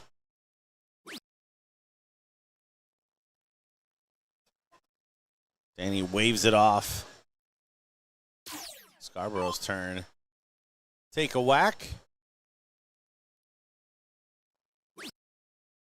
You got to find the bull on the go-ahead.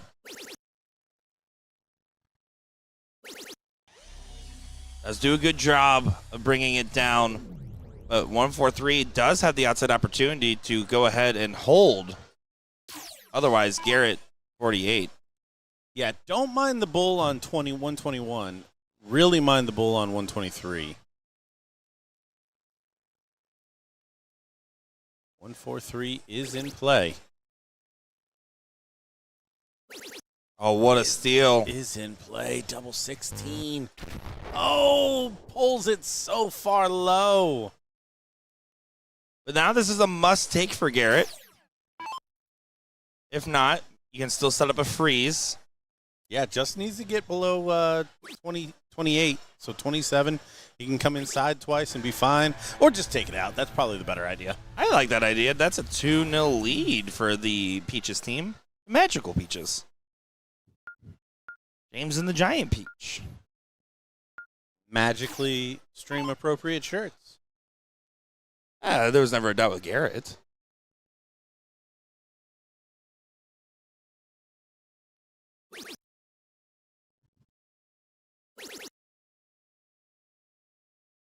Danny away with the treble 19.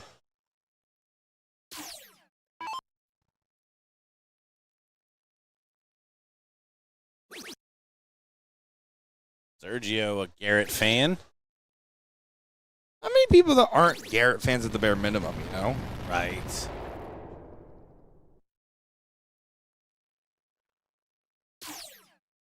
Yeah, big shot. Scarborough gets all he can. Finds a 160.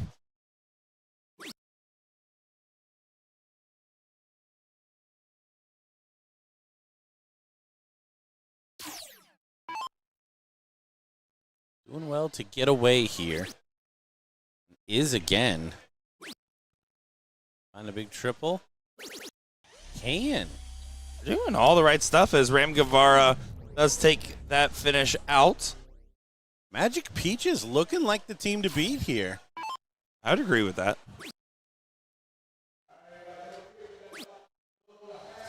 McCoy and Guevara did take that match against Holt and Moore 2-0. So they are up on board 27, right next door yet again, taking on Jimmy Widd and FKL.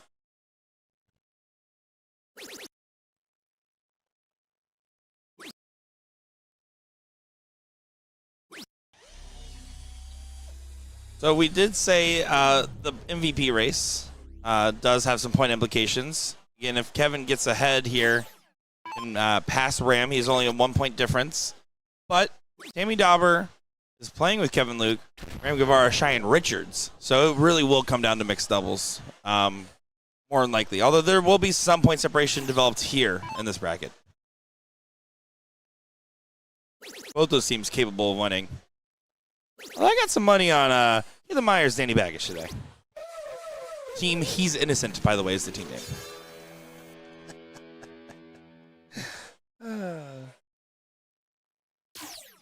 You're like, well, that one can't go on a shirt for sure.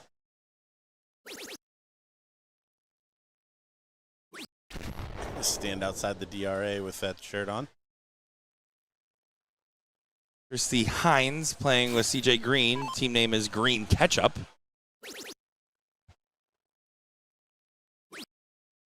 Back to this match. First to a finish. Scarborough gets the 1-4-1. We've seen this route before. We've seen him hit it. We've seen him miss it. 20, 15, double 18.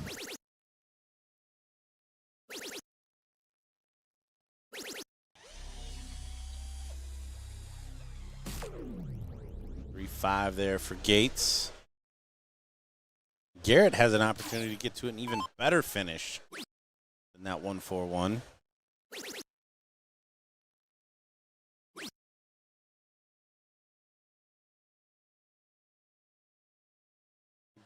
He does. So Danny Baggish 2-4-4.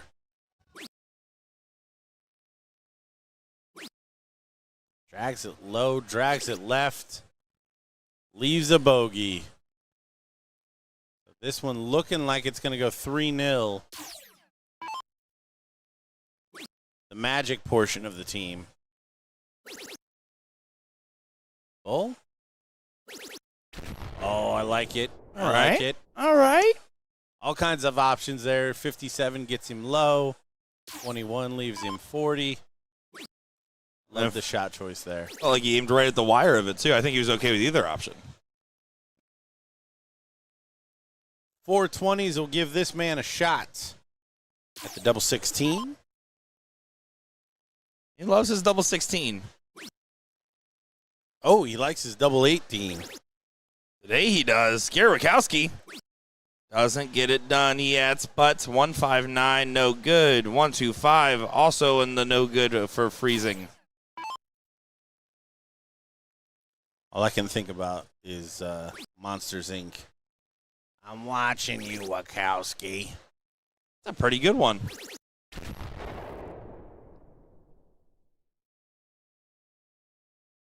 Speaking of monsters, here's Mike Scarborough on double top.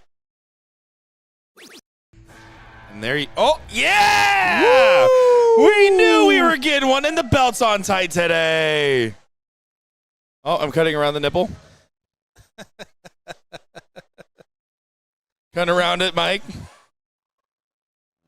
We knew we were getting one. There we go. We were stream appropriate for so long. Yeah, we were doing, you and I particularly, a great job of being stream appropriate. All righty, coming up next, fourth place matchup in a level 1, third final. Then we'll probably get finals level 2, 4, and then the rest of 3. Looking like our runway so far. Nick Teixeira, Gordon Dixon. We'll be right back. Keep your shirts on, chat. Don't go far.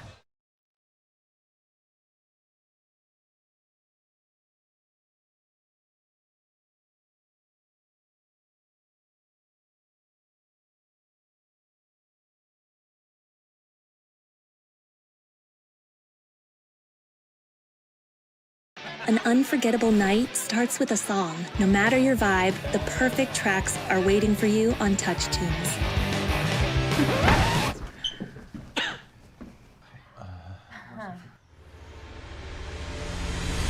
There's a Touch Tunes jukebox in over 50,000 bars with all your favorite songs to choose from. Get the Touch Tunes mobile app and control the playlist all night long. What song will you play next? Download Touch Tunes now and play your heart out.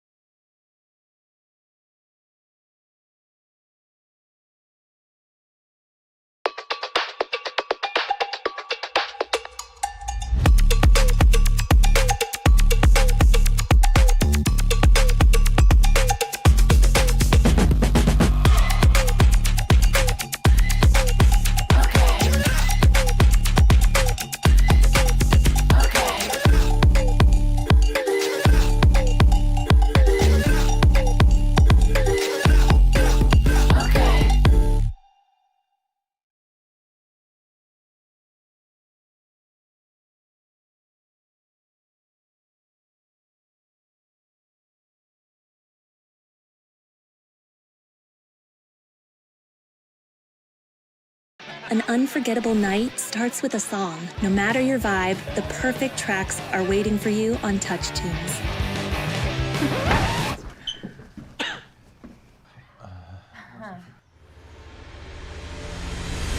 There's a Touch Tunes jukebox in over 50,000 bars with all your favorite songs to choose from. Get the Touch Tunes mobile app and control the playlist all night long. What song will you play next? Download Touch Tunes now and play your heart out.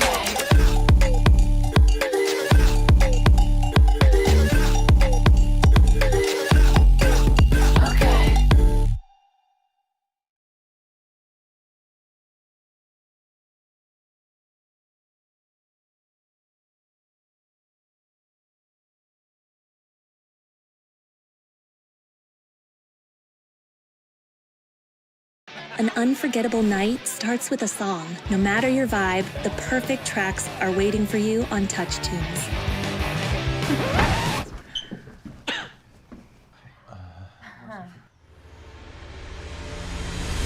There's a Touch Tunes jukebox in over 50,000 bars with all your favorite songs to choose from.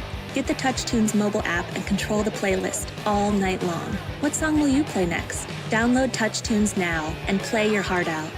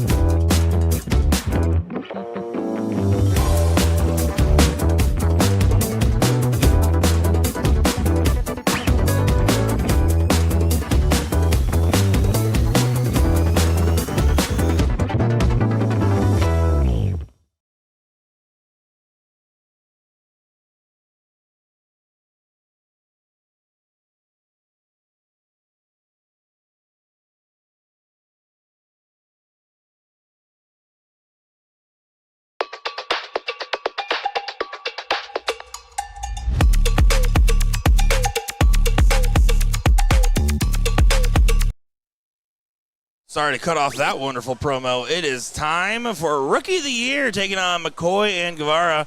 4th place match, race to 2. Blink and you miss it. And we talked about the storyline.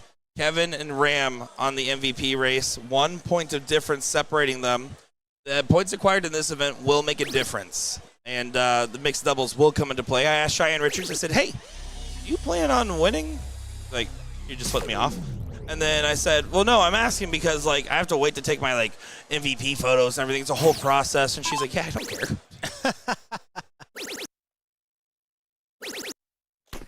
Look at that. Kevin Luke starting and filling it up. 204 after just 6 darts.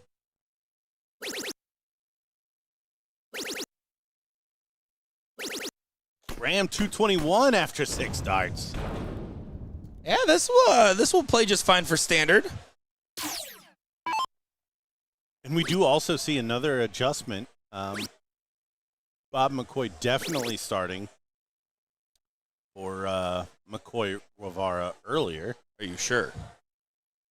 I am 100% sure. There's no doubt in my mind. I would bet whatever Danny Baggish wants to on it. Or whatever his friends want to on it. All right, Amy. Team name, He's Innocent.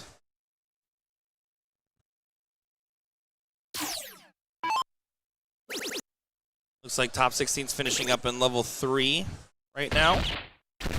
Level 2, currently sitting about to start the 4th place match. It's 1-1 in the last 5th 6. Level 4, both 5th 6s are just about to get underway. So, again, after this, we'll get 3rd place in finals as continuing to light it up left and right, though. It still gets to a finish. Important shot here for Jim. Wants to make sure that he makes it as tough as possible for Bob to freeze the 82.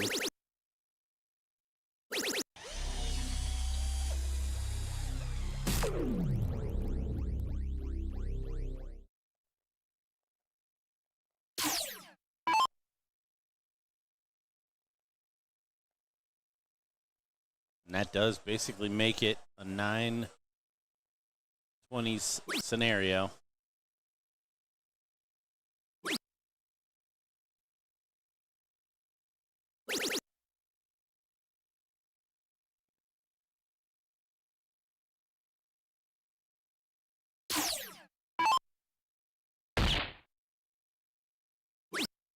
Tops for the first leg. See him ring it up. Come on. 1-0 lead for Rookie of the Year. Everyone keeps their shirt on. Rams stepping up. What about a 160?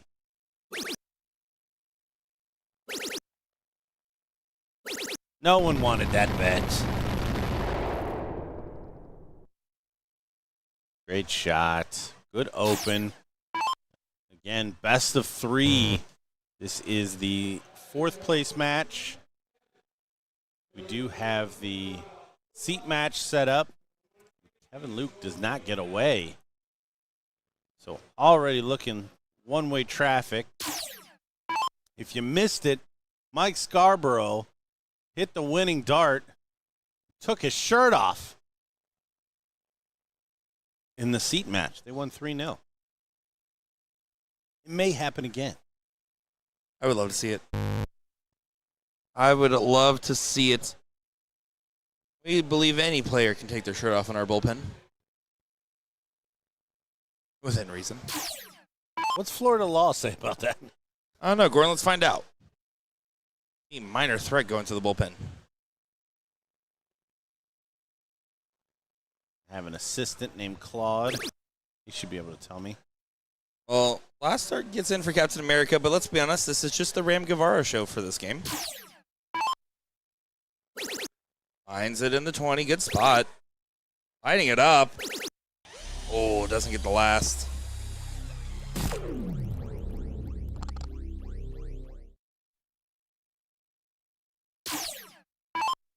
Magic 8 Ball says mostly a no on anybody taking their shirt off in the bullpen.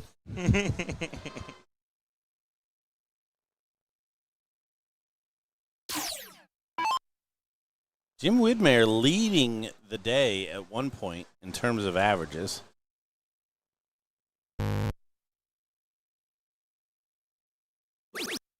Roy does get in on dart number 5. Christian Dead says, let's keep the jersey on. Well, your sponsored player did not in the previous match. It's okay. We love him anyways. Aloha, my friend.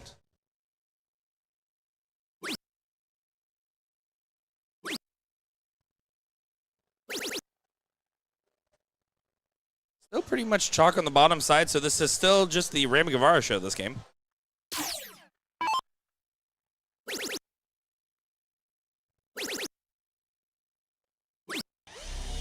Good shot there from Ram. Looking to tie this up in double quick time.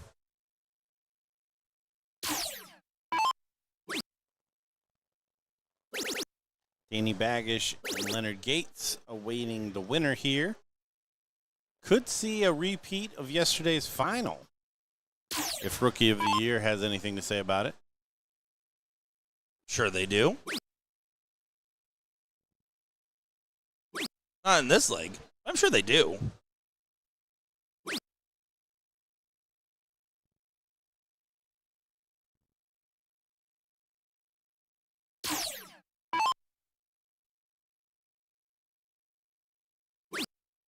Dustin Holt is out of the competition, currently with the highest point per dart. Mike Scarborough, in the final with the second highest. Kevin Luke featured here, and Bob McCoy featured here, both with 33.7 and 33.4 respectively. Ram all the way down at number 11, 31.83. Definitely not the Ram stats you would expect. Is the Ram diddle I would expect. Ram saying he's got it.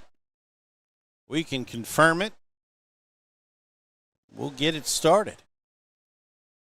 Here we go. Last leg decider.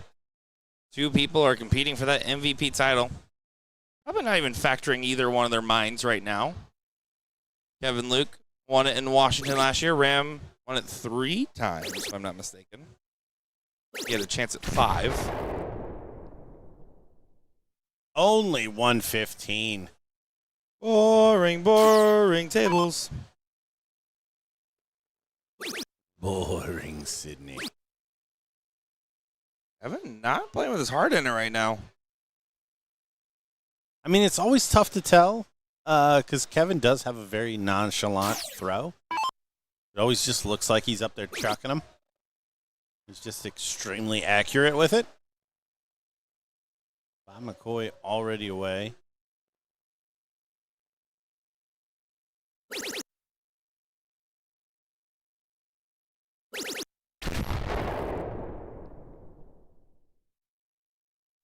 Ram and Bob. 555 brothers.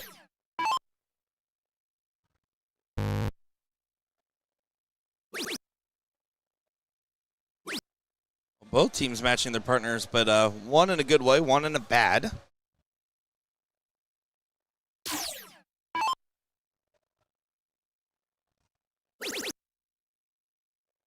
Rams full, the board moved on him. The Texas Ton 80. Is Texas chili better than Texas barbecue? There's no chance that that's true. I feel like it kind of is. But to be fair, I'm a big Kansas, Missouri barbecue guy. You could have stopped at just barbecue. I'm in. I'll even take some of that, like, that white sauce that they got in the Carolinas. Oh, yeah, the white barbecue sauce, yeah. For some reason, I was about to say yum sauce. Glad I stopped myself. Oh, yeah. You know, the hibachi. It's a barbecue. Did get into an argument the other day with my friends saying that I've never gotten hungry eating sushi, or full eating sushi, excuse me. And I said I could eat 200 pieces of sushi in an hour. I really wanted to. Do you know where your your pre-birthday party is? I don't, and I'm not telling chat. Okay, all right. You can come. You want to go? Get some sushi, Gordon? I mean, do you want to work late? I know your family misses you. I was just gonna say I've got the family here, or I would definitely crash your birthday party for sure. It's okay. You can make it up to me at Shark Tank. Which one? Which one? This is still steady control for McCoy and Guevara. McCoy with an opportunity to be the first out of finish.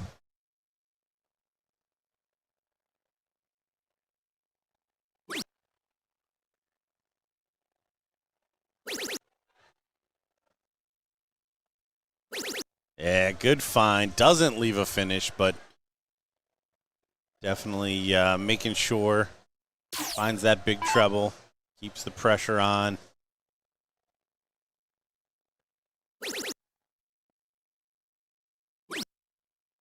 Ram undoubtedly leave a finish. Yeah, unfortunate that the last one didn't go for Captain America. Had an opportunity to get to the big fish.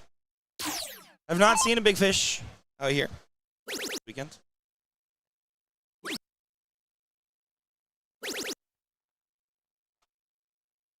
Saw what that means to him. Definitely thought the 140 was coming.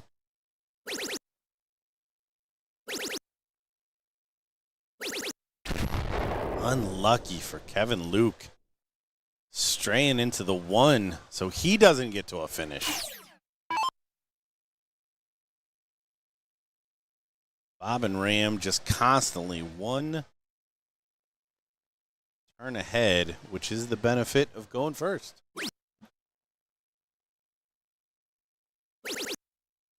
That is how that works. Almost a good recovery from Bob. 66.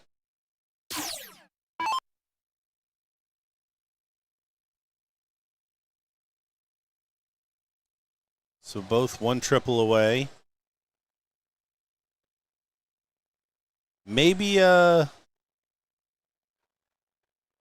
don't know.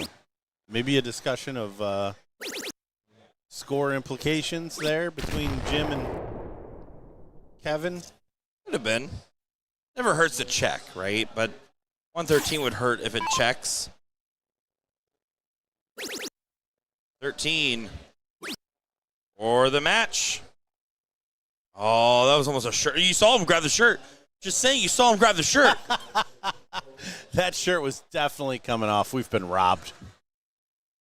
I swear, if Bob McCoy takes this out, I'm going to be so upset.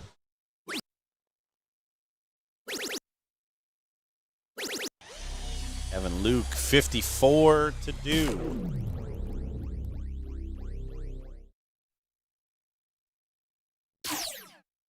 Bob either wants to take this out, miss inside on whatever double he leaves, try to get as low as possible. Great start. 13? That's what I was thinking. That's not what I was thinking. Right? What? What? What? The 110 cannot go. So it did guarantee that portion of it. There's other ways to do that. I shoot the double bull for the fans. You know what? I don't hate it 100%. I do. Don't hate it 100%. There was definitely a different way to go about it. But job done. They are at 50 total, which is less than 54, which means this man cannot take out 50. I think they were all trying to convince him to go for it. Double 13's the best dart, technically.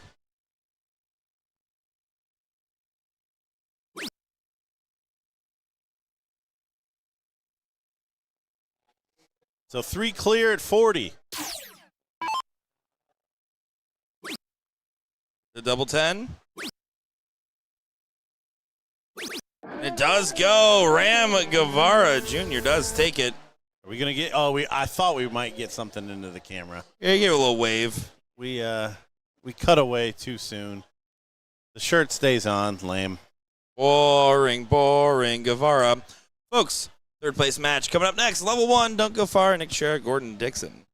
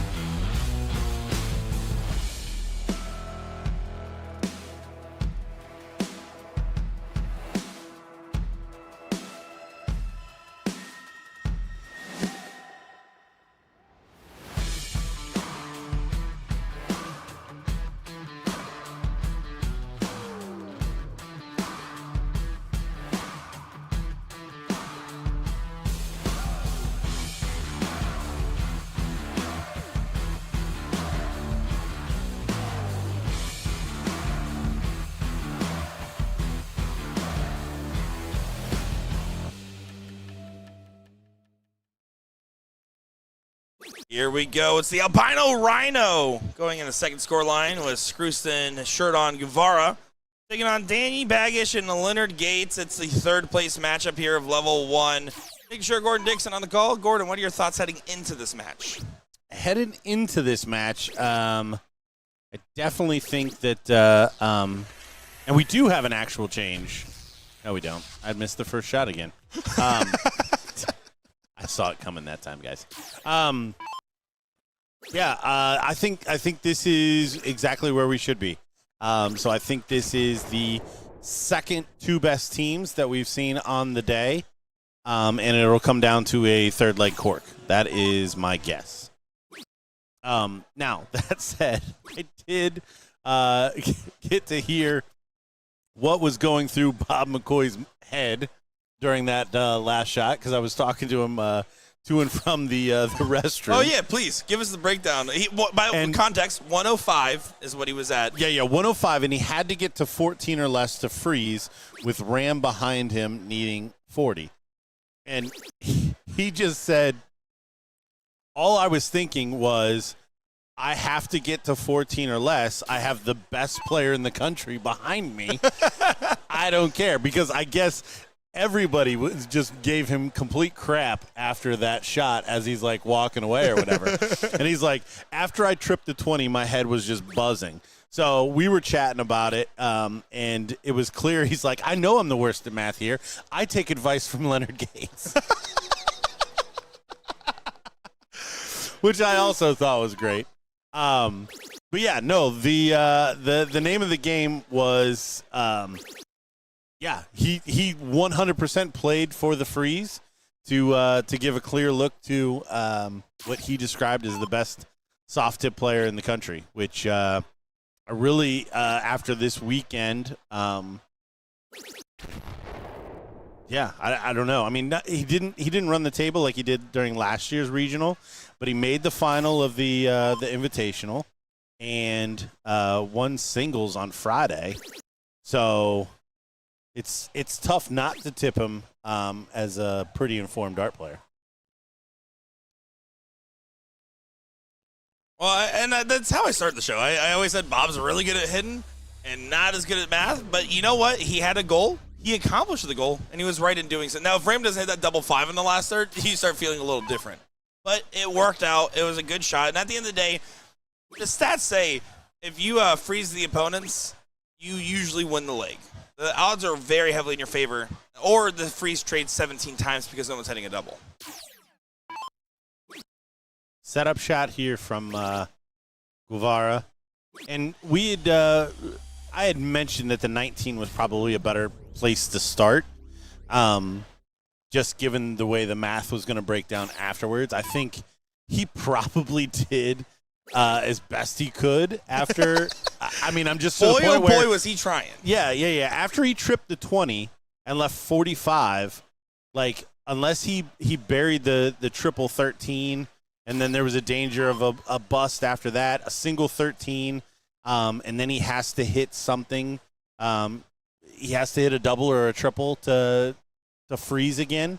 I mean, it was the clearest path for him to get the freeze and give Ram the open shot. After hearing the analysis, I'm going to retract my "I hate that shot" comment to "I just disdain it." No, it was you want to always take the shot. But at the same time, I completely understand. You got Ram Guevara waiting in the wings. You can assure that the other team doesn't win and that Ram gets a clean shot at a single double. That's not a hateful place to be in. But imagine how cool it is on 45 to go 25, not hit the double. Way cooler. And accomplishes the same goal as long as you don't hit a double ball. All right, I'm kind of getting sold on it a little bit here. And we've got a trade-off here where trying to freeze back and forth. Danny Baggish is frozen. Maybe a 16. I would expect it. Ooh. Wowza, in the corner. 100 from Bob. No antics on this shot. Just shoot it.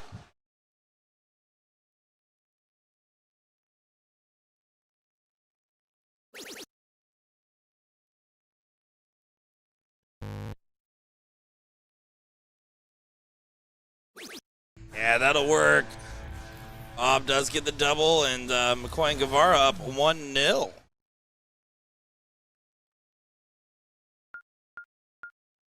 Why is it called nil? Is that just like an old English thing? Is Yeah, it just means 0. that it? Yeah. Like null? Null. Yep. If I'm not mistaken, null and nil are both mathematics terms. So they're Latin. I think so. I think that's true.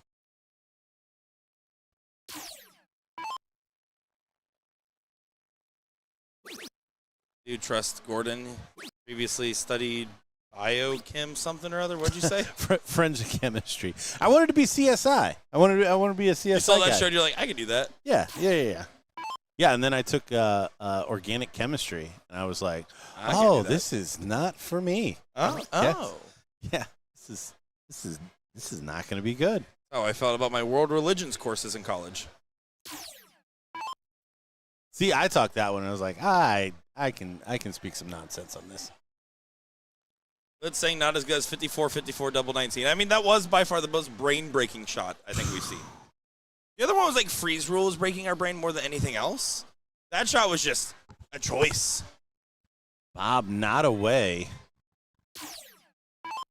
So already some opportunity. Danny Baggish did get away well. So it's probably always going to be a hold of throw. So I went to where I always go, especially when it comes to freeze rule, and I texted DJ Sayer. His breakdown was triple 19, single 20, aggressive at the double 14. So you can leave 14 or otherwise. And if you hit the single 19, then you go triple 20 for double 13, and you can come inside. Yeah, that's the answer. So notice how he didn't start on the 20, which is what we kind of surmised previously. After the triple 20 is hit, I really don't know if there's another easy way for Bob to get to the freeze other than fat. Yep. Single bull for the fans. No, that's not the answer. I'm not actually taking that take for the record. You are correct. I'm an automation engineer, and we use null for a no number or a number robotics don't understand. And then in England, a 0 is not, so nil came from not. Guys, we're getting smart today. Like that was a smart shot from Danny Baggish. It's the 112 from 134. This leg is pretty much guaranteed to go the other direction from this position. Too much has happened in the other direction. Yeah, basically a warm-up shot. Danny and Ram going to flex their cork muscle after this one. Now, Bob wants to get away just to make sure. Establishes himself here. Have a little bit of confidence going in to the next one.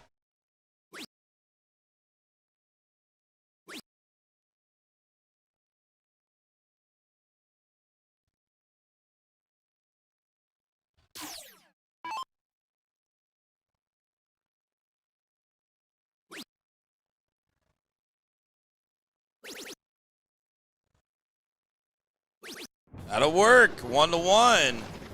Little dart leg from Danny.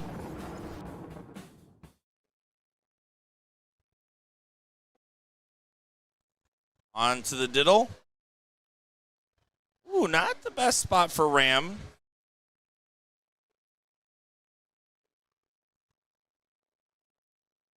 Yeah, Danny's going to take advantage of that one.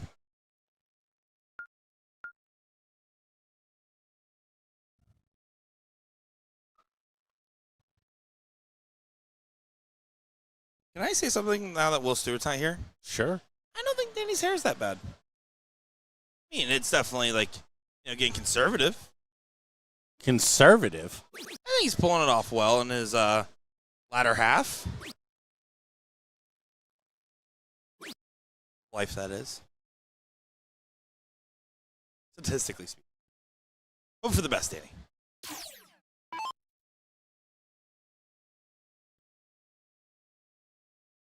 Gordon Silence says everything about that one.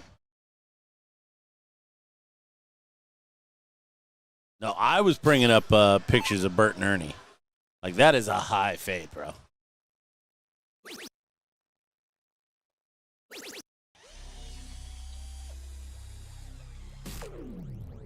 Yeah, but it's like you have a built-in toupee is like kind of the style. Always there.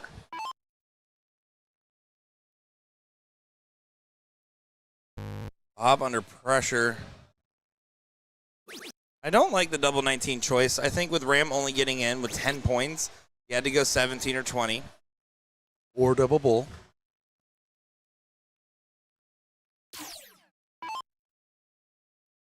There's a leg for Central Chocolate to take away.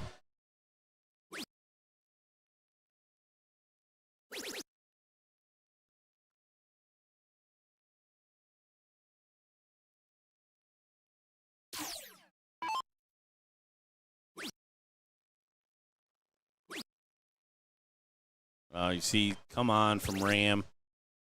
Falls into the 111. Slowly goes and grabs his darts.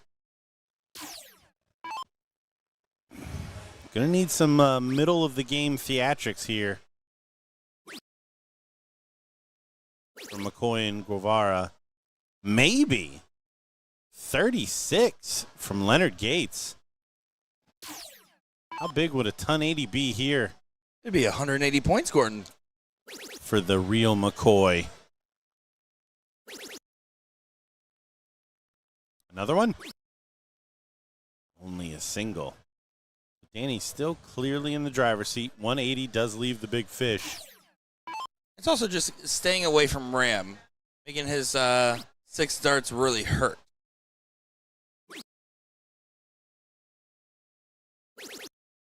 That start helps so much.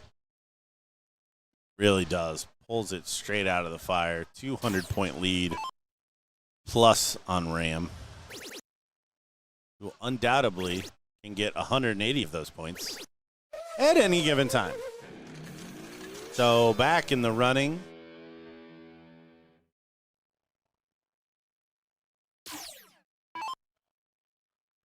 Leonard Gates usually sets it straight too after a poor visit.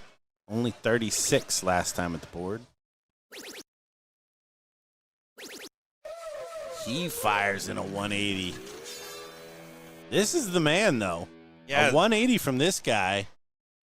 First to a finish, in a good finish, with freeze implications all over the place, depending on what Danny does. Yeah, so important right now. The timing from Bob. Loads it. And this might be where it gets costly. Does find a big treble, but damage probably done. Now back to a battle between Danny and Ram. Who can go out in 6? And whose partner will let him? It's not going to be Danny. Wow. Treble-less visit. Wow. For Danny Baggish. Ram, can he back it up with another 180? 140 would work. Oh, he can't either. Does find a treble, but not nearly what he needed here.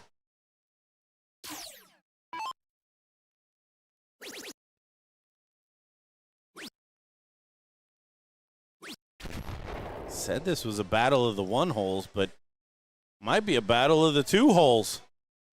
It certainly seems to be. Bob gets a redemption arc right now. Has to find 2 big trebles here. Has to. Certainly agree. There's 1. There's 2. Another one. What timing from Bob McCoy puts pressure on the 85. And there's some freezing shenanigans that can come underway depending on what Danny or Ram does here.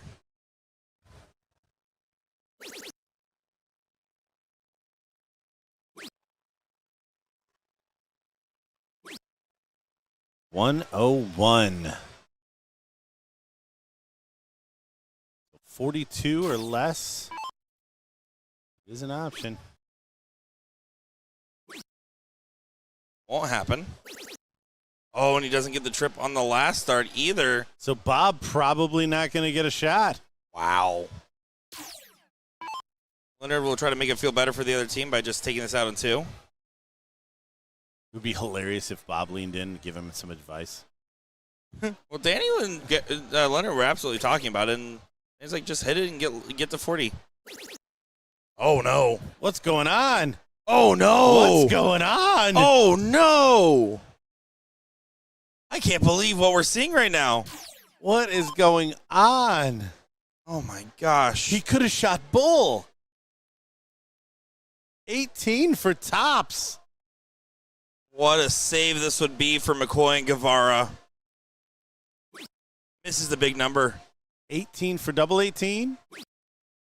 Double top it is. It does go.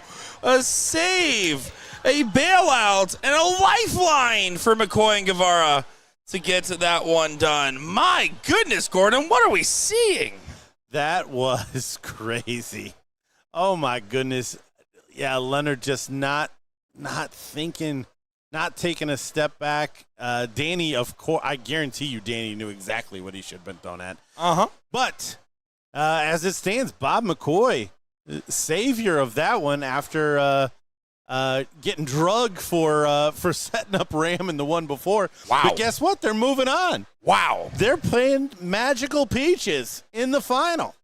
Here we go. We'll be back in just a moment's time after 3 more counts for Mike Maloney's bracket luck and 1 more final to go for level 1. Then we'll see what the rest of the room's doing. We'll be back.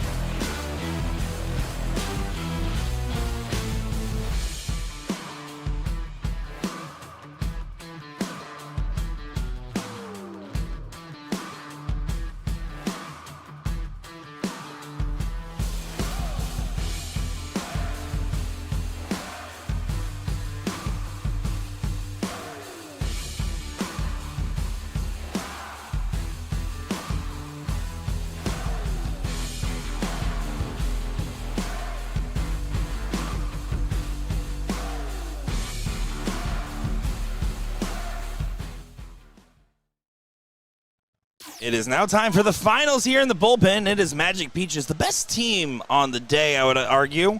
Again, McCoy and Guevara, who have been getting away with some shenanigans. And we're going to see if that's the case here. Nick Teixeira, Gordon Dixon for your last level 1 match of the weekend. After this, we will get the level 2 finals and then finish off with the level 4 finals for our coverage.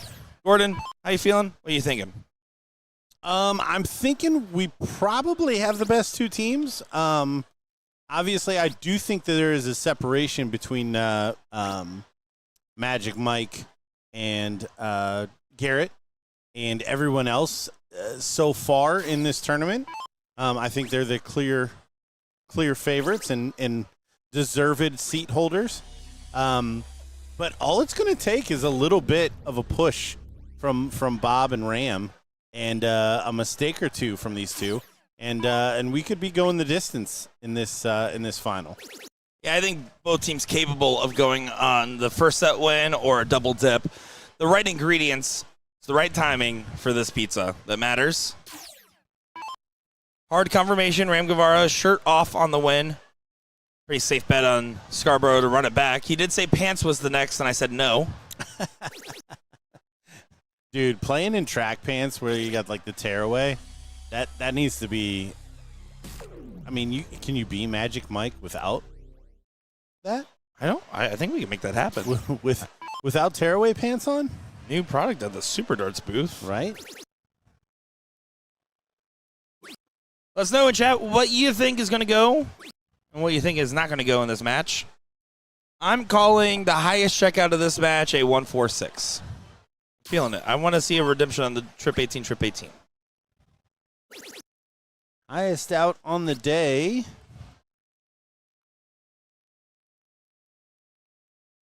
Goes to Mike Scarborough, 156, which we saw live on this feed.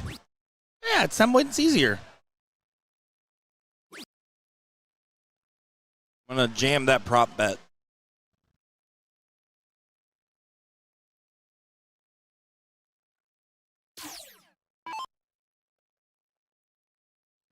Coming down the stretch here, second half. I like the accent you had on it. Started to, right? Boy, really won that last trip. You can see the look of disdain on the face. Not that stain, this stain. 180 would leave a finish. Sally Kelly. A vote of confidence for us in the booth. Yeah, we're the best too.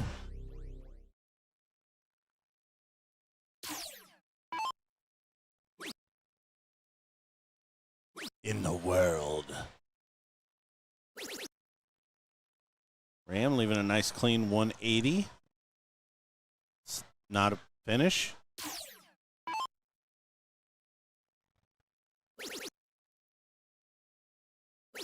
Look at Garrett. Making wise decisions. Lid in chat saying, am I ever going to live that down? You certainly will not on this stream. The gentleman who attempted the 146 with the 18s. I mean, I've seen crazier stuff in finals that I didn't commentate. Just the 125, 122 clip that you saw from USA Darts the other day? Wild. That clip's amazing. How did we get to a finals, gentlemen? And it's like so upsetting because Will's the crazy one in that clip, and I'm like getting there in the comments and bash, these commentators are unprofessional. I'm like, what did I do? Stays on, plays heavy for the freeze.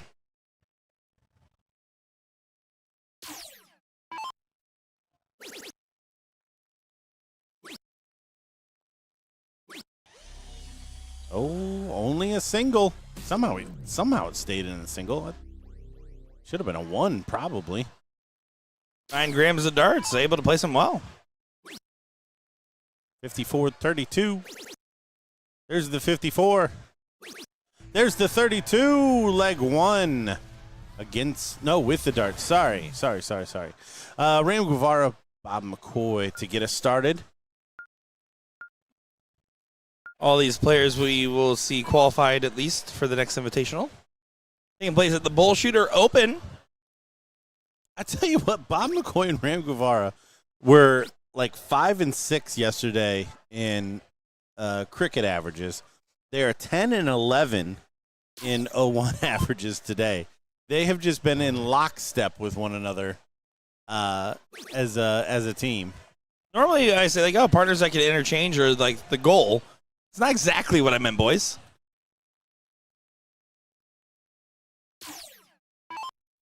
It's Sunday darts, and honestly, I mean, the standard overall, we've seen some questionable like moments, but it hasn't been a case of the Sundays that felt like here.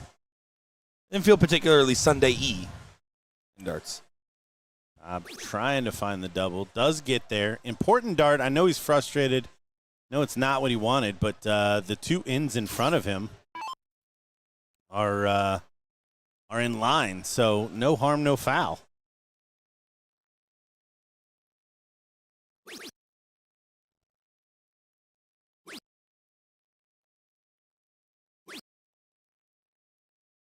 Yeah, this is a chalk start, basically.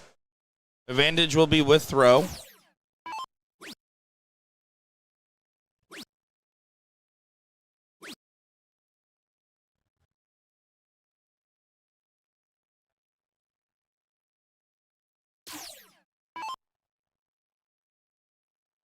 So opportunity here. Not much from Ram with the next three darts either. And one bad turn deserves another. Mike Scarborough equals the first 6 from Ram. Another battle of the 2 holes. Over 1,000 people watching along. Give us a follow. Prove you followed. Type happy birthday, Gordon. So weird. That's already your birthday? Comes around twice. When is your birthday? What all platforms are we on? Tell the people. Facebook and YouTube today. Twitch was having some issues. We are on USA Darts' Facebook and YouTube, and BullShooter's Facebook and YouTube. So 2 platforms, 4 sites? Or is that 2 sites, 4 pages? How would you say that? Technically, it's 2 platforms, 4 pages. Okay. But when I set up the stream in our rebroadcasting software, it says platforms, which is kind of where that comes from. Gotcha. Any other questions I can answer? No, I'm just getting the lingo. You're getting it down. Patrick Akowski saying, good afternoon, gentlemen. That guy can make a brisket. Let me tell you. Nothing was better than being at an event and finding out that there was going to be a Rakowski get-together of briskets, and I was going to be stuck in the stream room. They decided to bring some brisket over to the stream room and then go back to their get-together. And Will had already left for his flight, so I got 2 portions of brisket for myself. It was a good day in the booth. I did also get offered M&Ms on the dart hall earlier today, if you're curious. Here comes Ram charging in with a 180.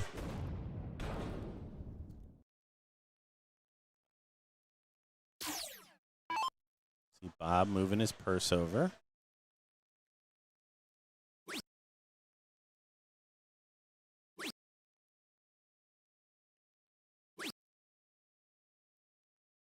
And a trebleless visit from Mike Scarborough. So not a whole lot of pressure on Bob.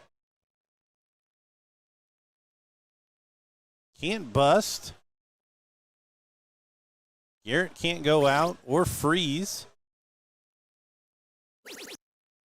And this timing's going to be good from Bob.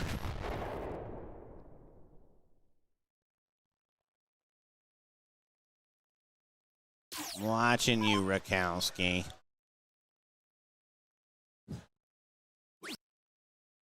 Wazowski. Rakowski. That's not his name.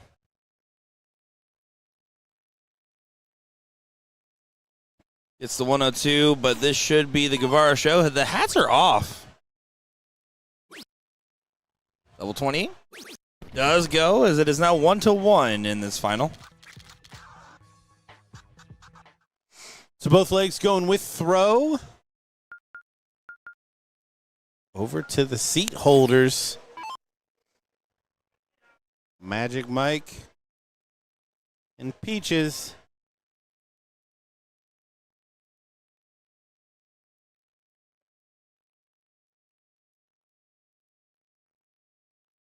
Uh-oh. Are the wheels falling off here? It might be not to the opening you expected. No. And a ram right behind you. Trying to give him the horns. You think Ram took off the hat so it's easier to take off the shirt in celebration? You said guaranteed. He said if he wins this final, he was taking off his shirt, guaranteed. There we go. So, yeah. This is preemptive. This is a cocky gesture from Guevara. It's almost as guaranteed as a ill-timed social media post from certain companies.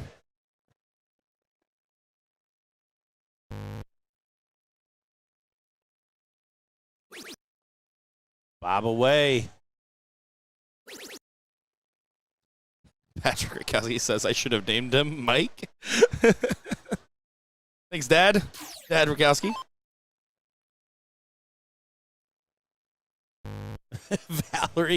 Valerie in there. I'm sorry if he takes off his shirt. Just everybody catching strays today.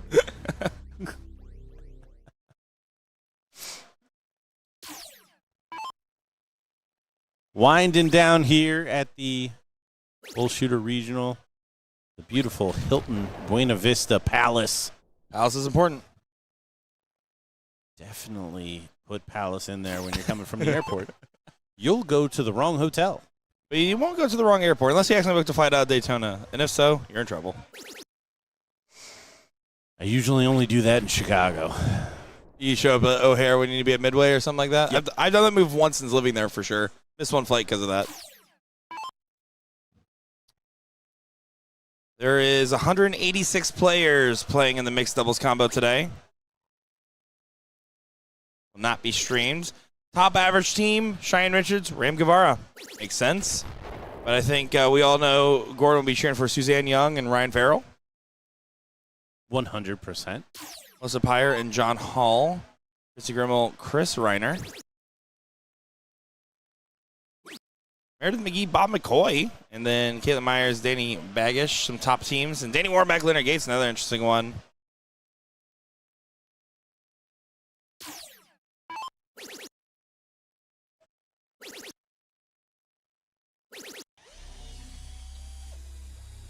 Who's sailing for Guevara in this final?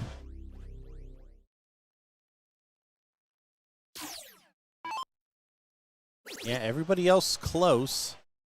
I was going to say Eric can leave a finish, but not now. Bob just needs to stay within touching distance. Make sure Ram gets a shot.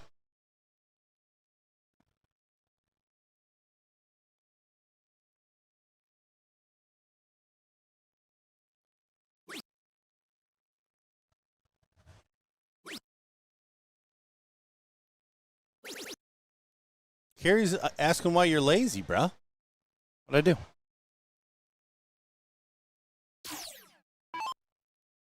Mixed doubles is not streamed because we have to get everything on a truck loaded up. Unfortunately, they do not let us keep the tent. They said, you have your circus and you get out. We streamed mixed triples. Hopefully you were watching along, Carrie. It was a great time last night. We had some fun in the booth, and the players had fun on the board.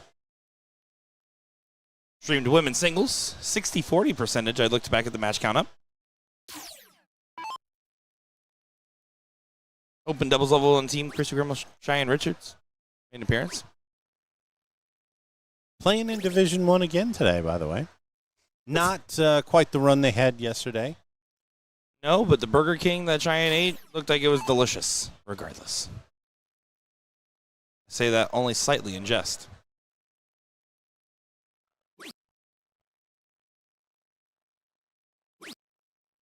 Bob really wants the last start trip. Does find the last start trip, so Guevara will get a shot 60.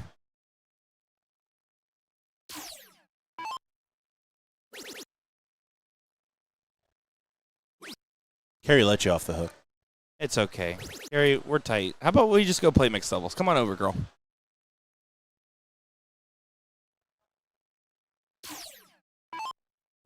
Taps. Double 10. Doesn't go. 130 does not get a chance, however. Now, does Ram go up and tell Bob to shoot the cork? I don't think Bob starts 25 natty.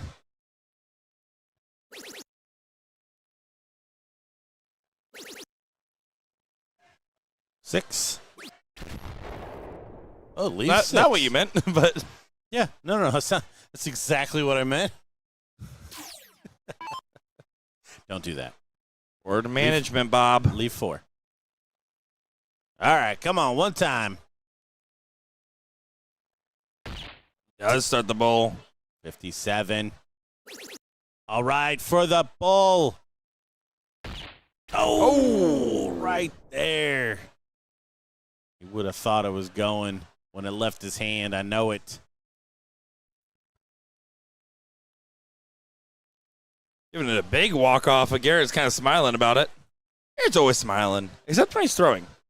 He's only smiling if he's missing when he's throwing.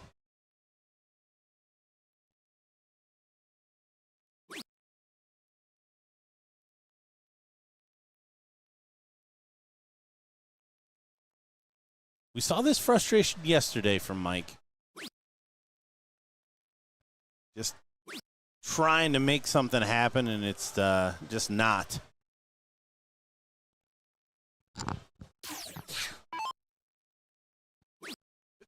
Trying to go right at double 5. This is a by a sneeze. Doesn't get the double 2. Again, no opportunity for Rakowski, who's just going to clean this up. He knew what was going to happen. He wanted to be able to come up and throw a dart and go push the button.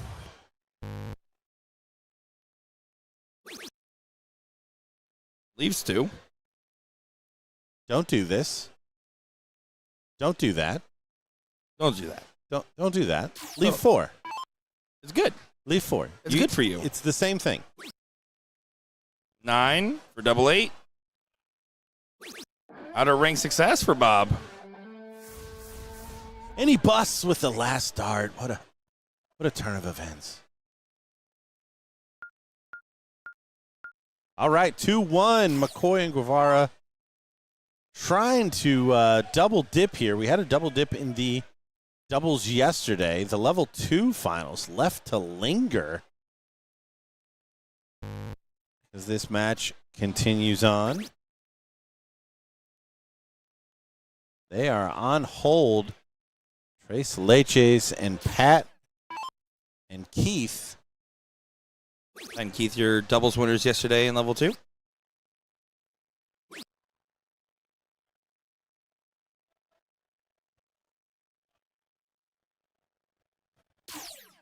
Ram looking tired.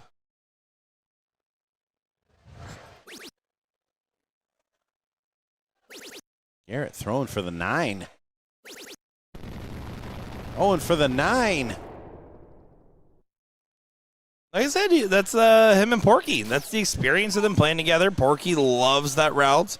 Garrett knows sometimes you just got to play for the 9, mix it up. If he doesn't feel like he has to, he double 16. I like it. I'm a big fan.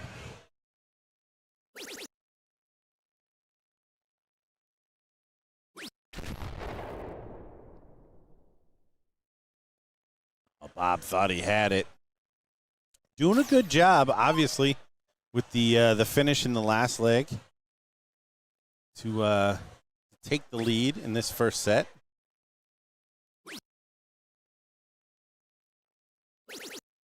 Mike continuing to struggle a little bit coming down the stretch here. We did have a double dip yesterday. Jim and Kevin double dipping Gates and Baggish.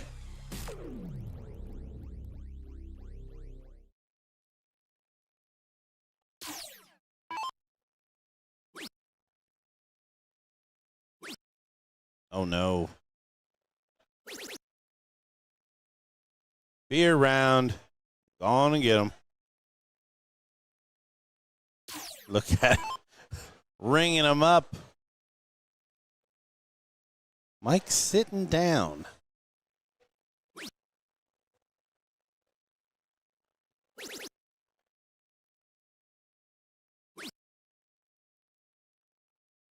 Only 80. Bob McCoy. As Scarborough knows he needs to lock in and play the darts that we know and have seen from him pretty consistently earlier today. I mean, it was big finish after big finish. Early doors.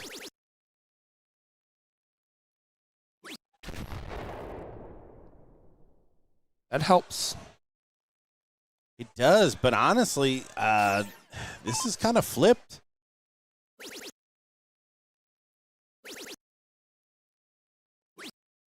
Darts are almost stolen here.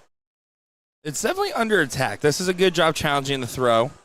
A 3-1 first set would be a disaster. Or a kick in the pants that you need.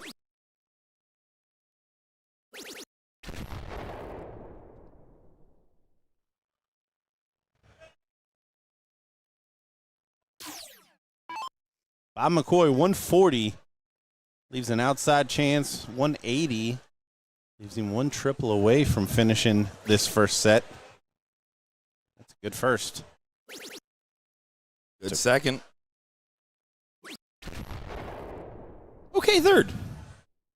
161 will work. First to a finish, important.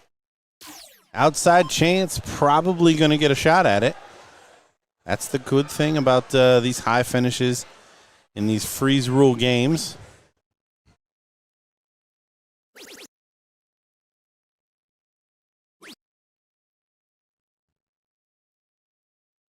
$81. No finish.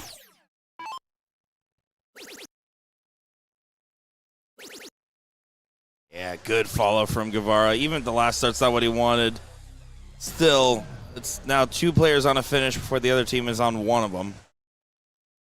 Takes some pressure off the 161 and forces Garrett to try to press for a 180. The dichotomy is going to the favor of McCoy and Guevara. If we saw the same magical Peaches team that we saw in the seat, I'd be saying a very different thing. Yeah, this is much more of a grind than what we saw the last time.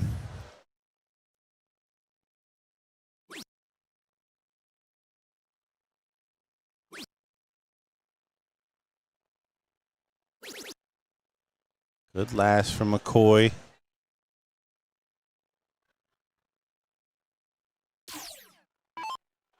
And no freeze available here.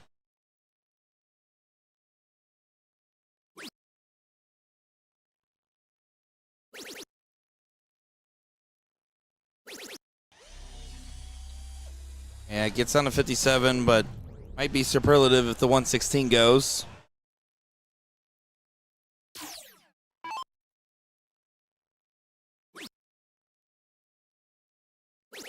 Good find. It stacks the dart up to the double 20, and that's a check and a 3-1 first set for Guevara and McCoy. The double dip is on.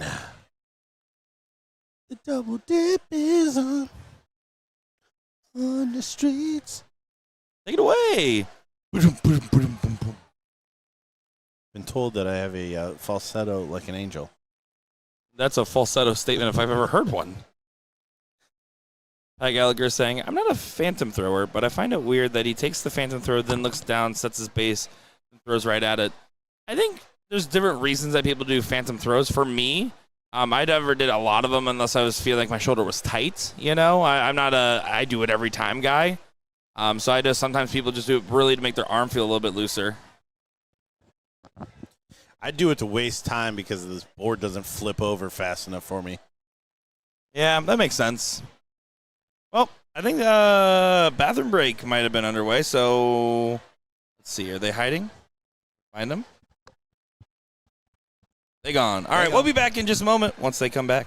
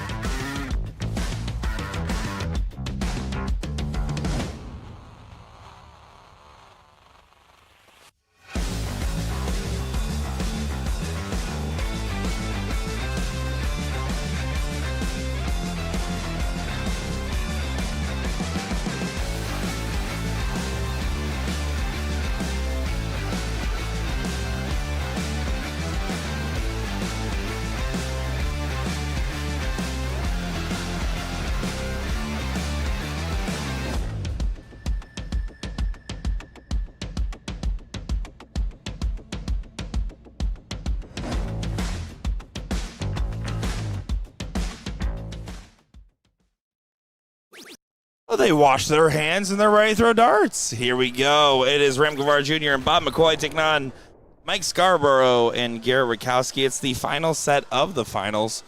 Whoever gets 3 legs first, winner, chicken dinner. Nick DeShera, Gordon Dixon. Hope you guys enjoyed that brief intermission and that sultry tones of that stock music catalog. Yeah, how about this? We got another double dip on the cards. Jim Widmer and Kevin Luke pulling it off yesterday. Bob McCoy and Ram Guevara trying to pull it off today. They did win the cork, so this could be, with throw, their first actual lead of this final. About to find out. We shall see. Want to come play BullShooter Regionals? We've got 10 of them, including the Open, the BullShooter Open, number 41, in May in Chicago. Ram Guevara fills it up for a nice 180. He so wants to take off his shirt. We got Alabama coming up the end of September, California, South Carolina, New York, Texas, Pennsylvania, Nebraska, and one near and dear to my heart, Ohio.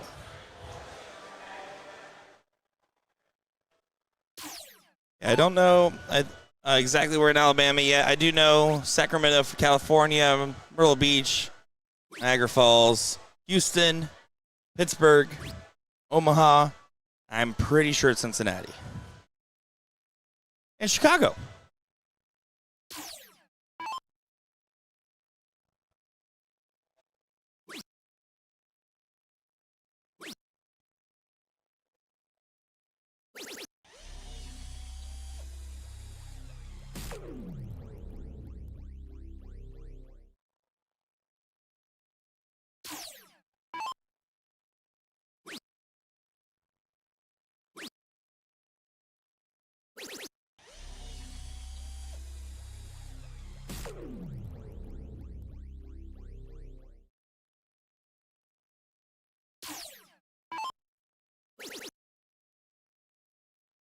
IO chat.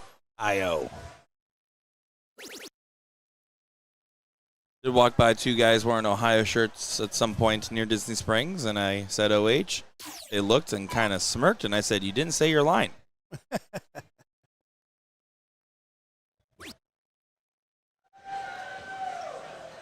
Uh-oh, somebody's loving the jukebox.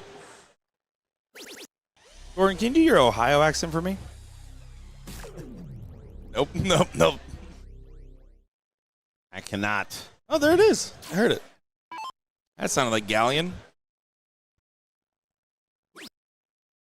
Crawford County. 120 for Guevara, who is in a league of his own this leg. Awkward dart. Just kidding. Double 20. Not quite.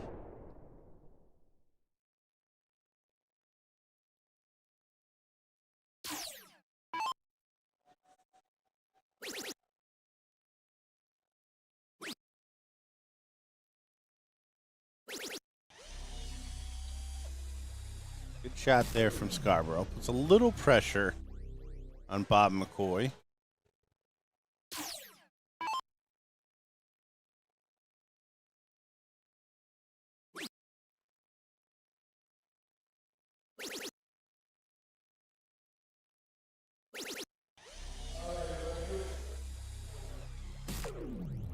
And the double 10 is free and clear.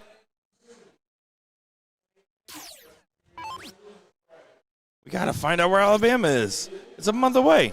I agree. Double 10 redemption.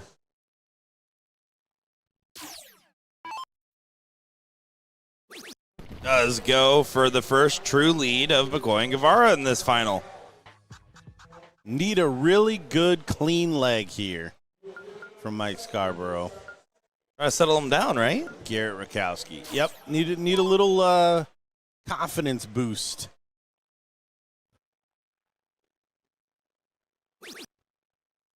First start double will do it.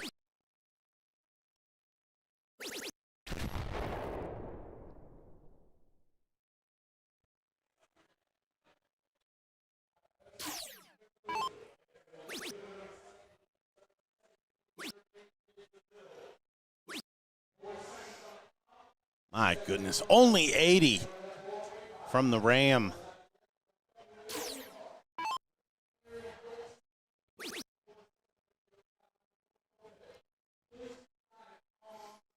Garrett going to take a second, see if the board will stop bouncing. I knew it. I saw that one coming.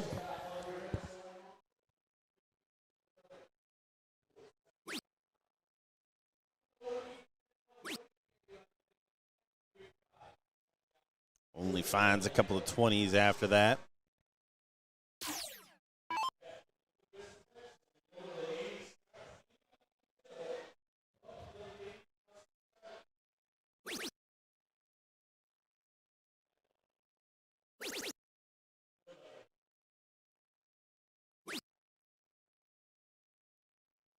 Everyone in first dart.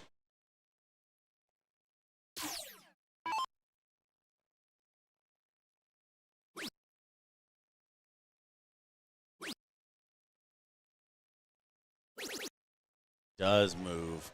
Saw that he wasn't looking down at all. I was scared he was going to throw at those 2 darts again, but does switch over the 18.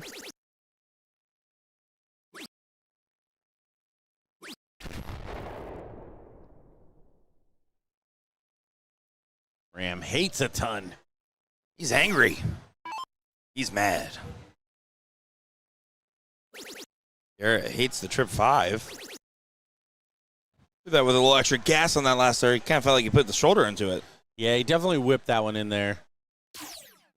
Felt like a frustration dart. Got a decent little crowd back there watching this final. We're boring Trevor as he yawns.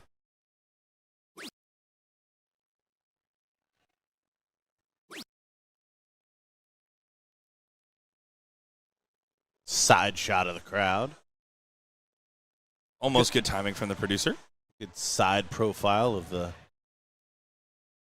neck of Ram. More of the head. Shoulder to ear.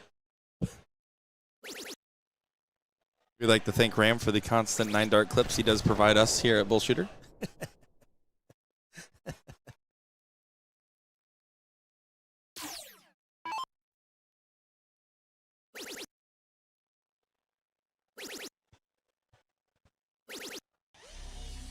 Yeah, good switch after the first.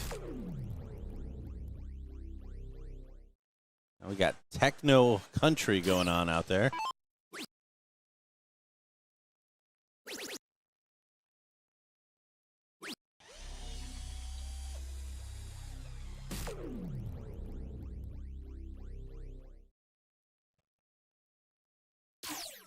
Going to get interesting on how the scoreline is developing.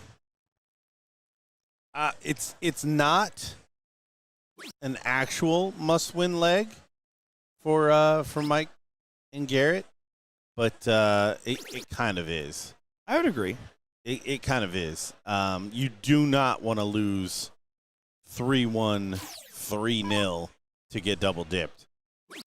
You were never really in the match at that point.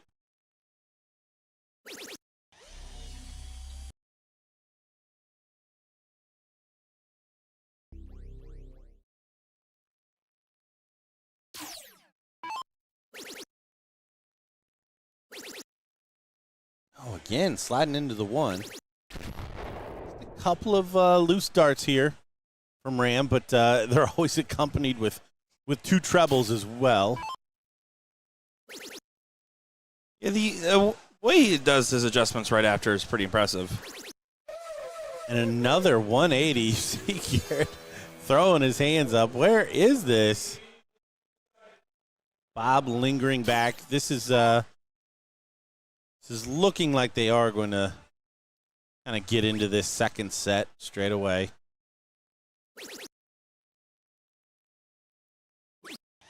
Hold makes sense.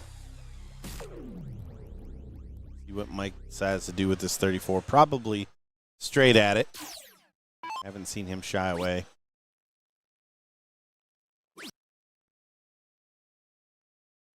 He does shy away, but he does convert.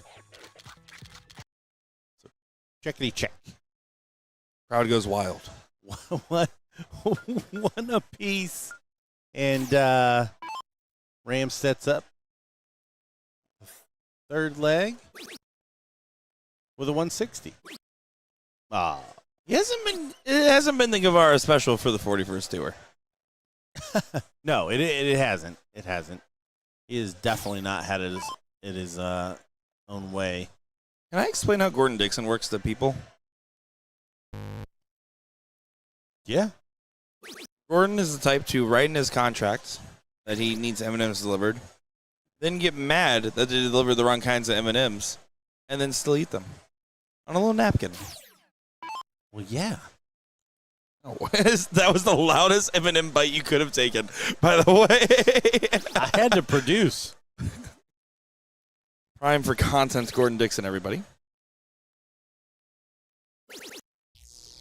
I do have to ask. Can I ask like a generational question? Absolutely. Like, why do you guys love watching other people eat? What does that mean? Like Mukbang videos and stuff? I just mean everybody's gonna rate something, and it's just them shoving whatever it is in their mouth, and closely the ones that are going out of their way to loudly chew or take really big saucy bites and oversell it, garbage content, brain rot. I do like some food review content, but to say I like watching people eat is not necessarily fair. But to say I like watching other people play the password game. Ram back on 3-4-1. So this is the man that needs to hit big.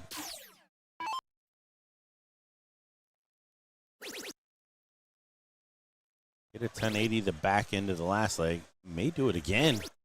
There it is. Fires in another one. Okay, Magic Peach is starting to get into this match. Sometimes you need a settler set, and that seems to be what the case was.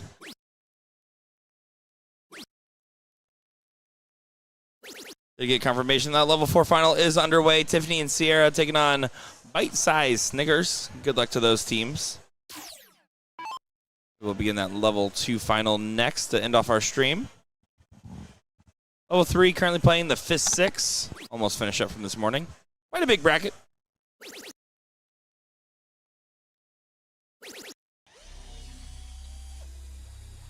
See the come on.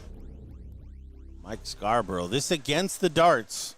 Not really, because it's loser goes first, but it would be nice for Magic Peaches to go one away from the win. They did not get that close in the first set.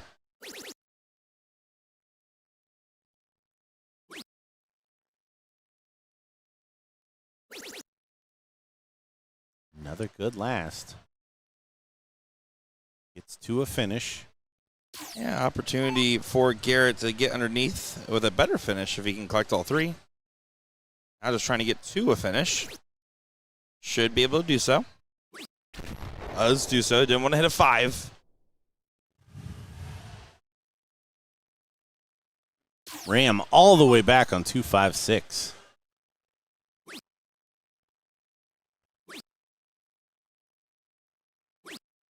Oh, shucks. With another trebleless visit, only 60 points. So Scarborough. Pressure, Ram.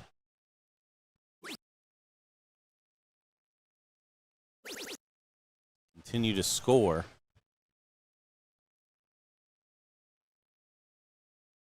No freeze, so 1-5-4 outside opportunity.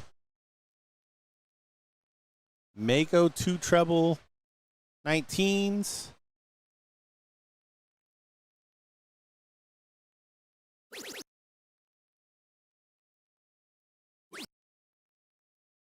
Gonna stay up there. He is, but doesn't find it. Only 38. How about Garikowski for a couple of treble 20s to start? I said 146 was going to be the highest finish. I'll take a 148. I will not. See it, though. Stay on. Was high on the last. Now Ram bangs in a big 180. 85 doesn't go. 116 does get a chance. Here's the 180.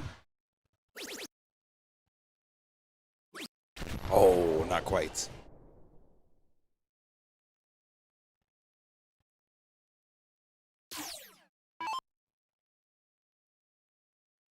$57.28, $45.40. So 20 for double bull. Doesn't get a dart at it. Probably treble 15. That's the way Mike's been shooting most of those. Treble 17, not wrong.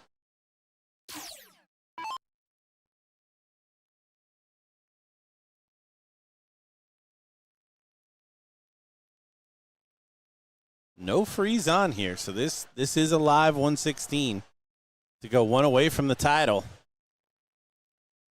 419s, typical. Treble 20, single 16, double 20. Also, an excellent route. Well, I like it even better and freeze the nail the trip 16. Love this, and you know what happens on double 4. Won't say it. Just think it. You know what happens. Rags it in. Oh, comes inside. So Garrett Rakowski now. 16 for double 16. Should be the route. Brutal that Rams' dart was a 5 on the last. Could have frozen this. That does go. Magic Peaches, you're not done, Garrett. You're not done. He is the fake shirt off celebration. Like, not yet. Oh, we know. I think he thought that this reverted to the losers. Oh, 100% with that celebration.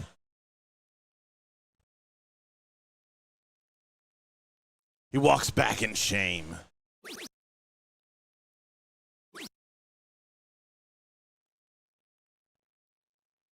But it does, for the first time, put Magic Peaches one leg away. They lost the first set 3-1. And they got away with only 60. What a time for Mike to show up. What a time to punish the 60 Open. You got to think a 12 darter here will be enough.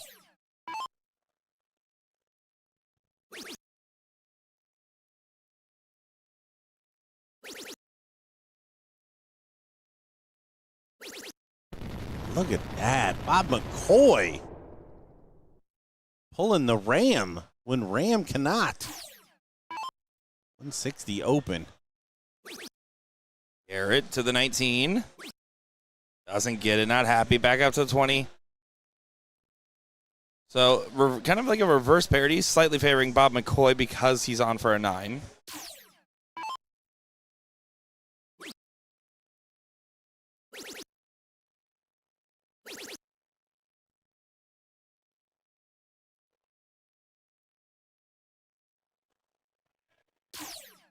Coming up next, the last match on our stream this weekend, the Level 2 Finals.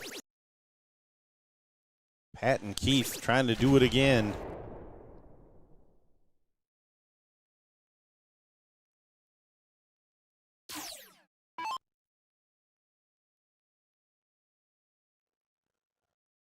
Come on, give us a 180. Stay on the 9. Ooh. That was your fault. Ooh. Still doing some good work. Solid turn. Still favoring Scarborough at this point then. Garrett needs to stay steady with a ton to help out his partner. Really like 10 plus. Another one would help. Does do so for Rakowski. Watching you, Rakowski. Third time it really does hit different. I can't not hear that. My little kids, they just rub off on me. It's fine. You gotta watch Monsters Inc., man. Good movie. IMDb rating 6.8. That was University.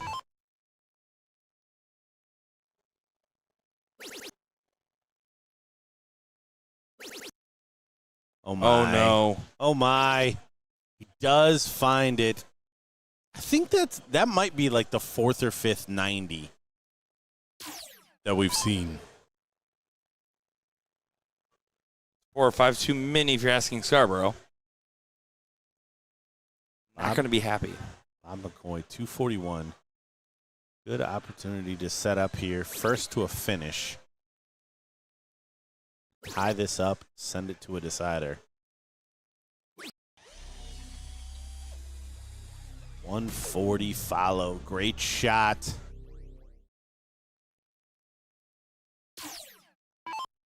$180? $140? $140?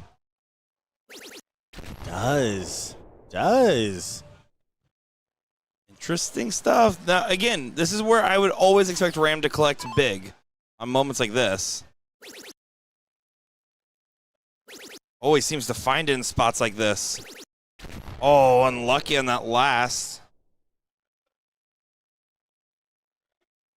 172. Your real goal at this point is to get to about 86, match up with the top score line. Setting up would be even better. Almost. The triple noise lied. The evilest thing Touch Tunes does with its boards. I'm sure we could come up with more. 101. Take us to a decider.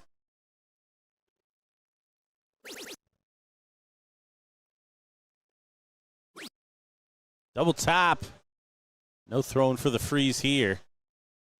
He always has the big recollect on this double. Oh, wow. He's doing some math.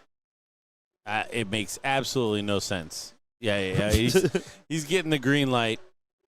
Getting the green light from Ram.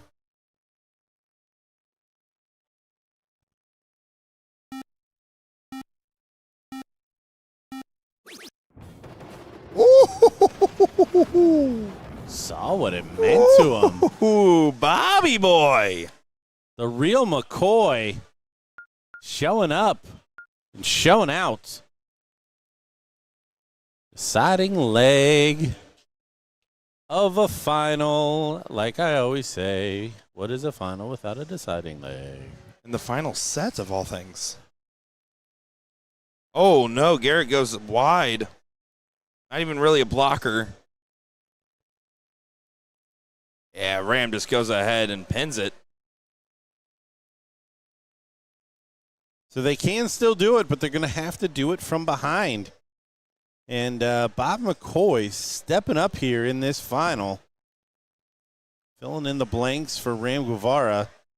How fitting would it be for a nice 160 start to set the tone here?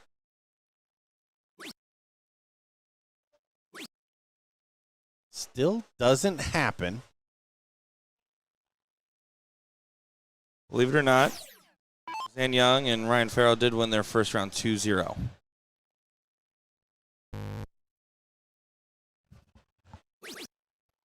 Good last. Good last from Mike. Staying with it.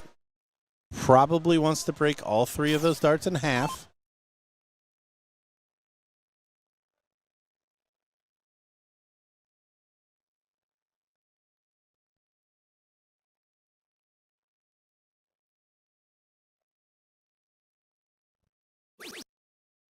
Bob is away. Job done. Job done. He's away. I think that's probably what he was telling himself there. Triple 19. Triple 20. And 9 darter is on for the man going fourth. Oh, Garrett. Don't you play with our hearts like that, young man.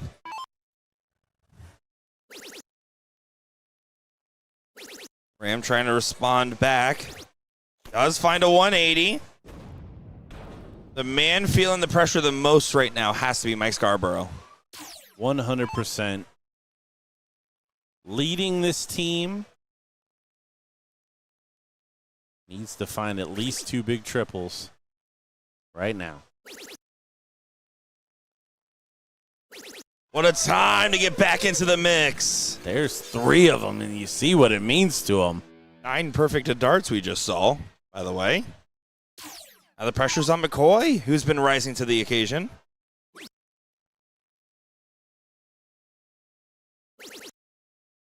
See, if we didn't have this stupid freeze rule and everybody playing their own numbers, we'd be on a 9-darter right now.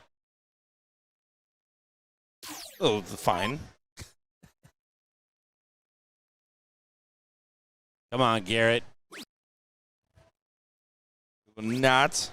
Gino Florian will probably be the only 9-dart hitter we're going to catch on stream, barring a level 2 insanity. I wouldn't hate it. That'd be pretty slick. Be sick. Oh, and Ram is trying to race the finish line. Ram trying to ram the occasion.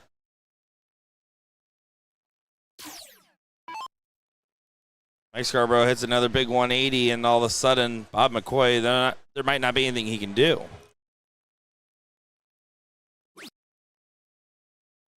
Stay? Can't stay again.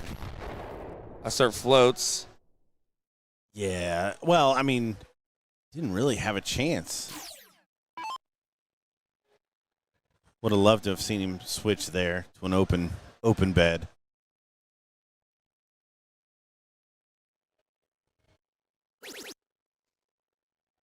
Look at this guy. Look at this guy. Begging for another one. And he fills it up. You see, he rings it up. 180. Great shot. Means that Garrett cannot prevent this 106 from having a chance. Would have had to get to 35. Does put in a really, this is a really good leg. But all 4 of these guys are definitely showing up. Ram 106 for the double dip title. Triple 18, not gonna get a dart at it. Wow.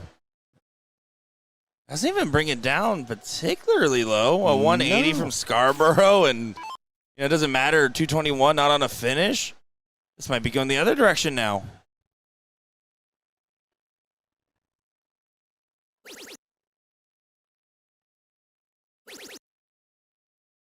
He's just going to stay. He's just going to stay. Rings it up as well. Mike Scarborough, 180 to leave 5. You've never seen somebody so happy to leave 5. Oh, he's just gleeful right now. He's going on a walk around the block. Bob. Oh, does find it. One more. One more. 81 still probably going to come into play here. Garrett only needs 45 points, 41 technically. And he's going to take it out with double 18. Oh, he drags it inside, but 48 cannot go. Yeah, this is where it gets interesting, right? 5 is still a little bit of work, and that man's all adrenaline over there. 81 doable. Ram does what he intended to do. This would be electric from Magic. The shirt is definitely coming off if this 5 goes. Oh, I'm watching. My hands are on the controls. But this is all the adrenaline. You have to sell. You took a big walk, big breath. Oh, my goodness. Oh, my goodness. And it doesn't go. Bob McCoy now, 81. Oh, boy. What a way. What a last leg. What drama. Up, they are having the conversation. Probably Treble 19, double 12. Hit it and win or lose. Single 19, single 12, double bull. Hit it and win or lose. Using the full timer, 5 seconds. Oh my gosh, double 12. The drama. The real McCoy. Does take it there. Gets the win. My goodness. The pressure, the momentum, the double dip. Ram Guevara Jr. does get the win alongside Bob McCoy, who pulled it together. The team got it done. Ram? We have the camera. Ram?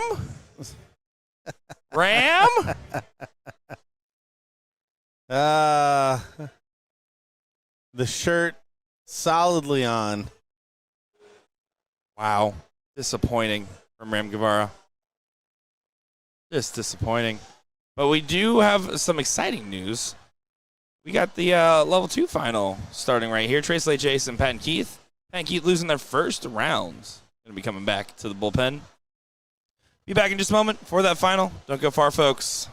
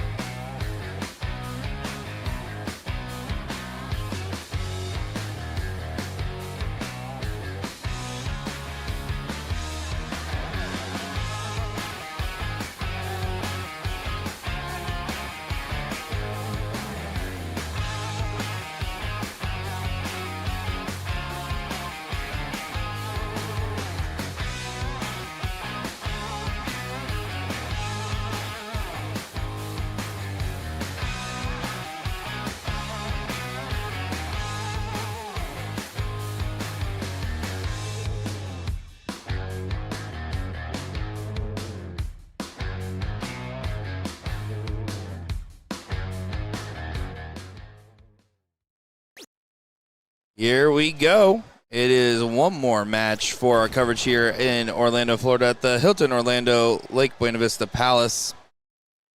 Palace is important. My name's Nick Teixeira, joined by Gordon Dixon. And we got one more final to go. We got Easton, Gabriel taking on Keith and Pat. Easton, a youth player in the mix. Excited to see how he fares.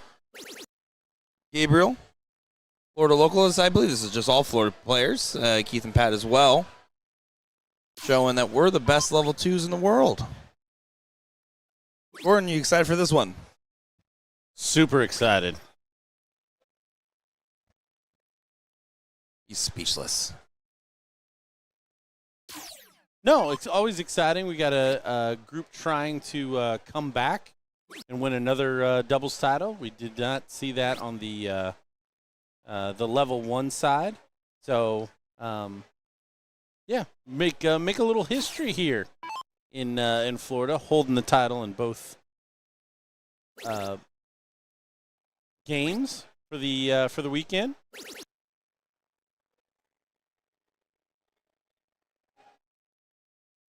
Yeah, Keith and Pat losing their first round to get all the way back to this point. Lost in a last leg decider before going on, and believe, yeah, they only dropped 2 more legs after that point.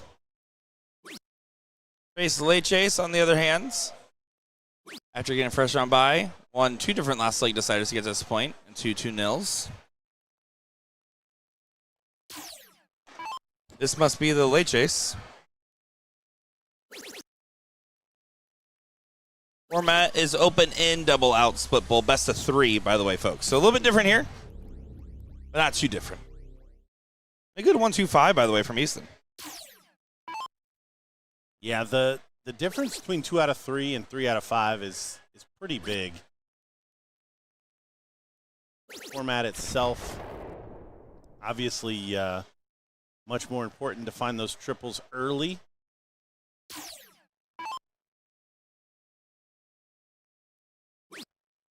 But having one less game is big to win a set. Pat and Keith, though, slow starters yesterday. May come into play again if Trace Leches gets into this a little bit quicker. That's a top tier cake. I was at Fogo de Chao, and it was an option. No one in my party chose it, but yeah, I mean it was a close second. Did you go this trip? I did. The family and I went yesterday during the break. There was a ladybug in my friend's salad that was there this weekend. Oh, jeez. I think I saw that. You saw that one? Yeah, it was after. We have 767 viewers.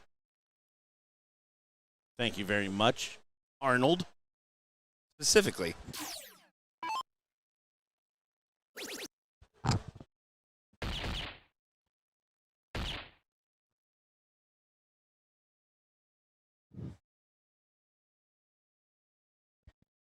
El Fueguito getting down to the desirable 120. Yeah, good stuff there from Gabriel. A little bit different angle on the throw of Keith today over here on board 28. If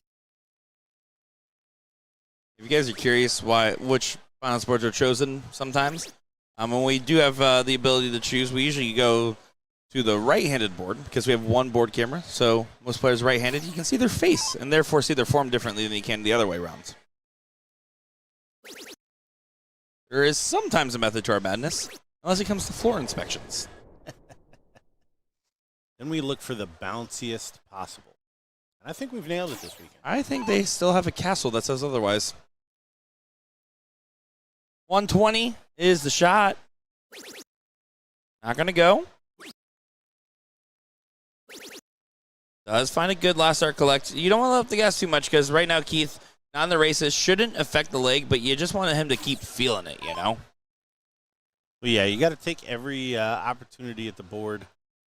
Try to settle in to the match as best you can. Again, this format makes it tough for a comeback. It would almost have to be a big out from Keith to capture this particular leg.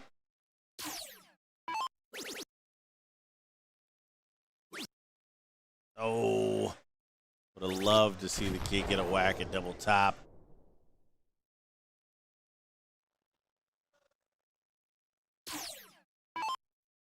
No finish for 109.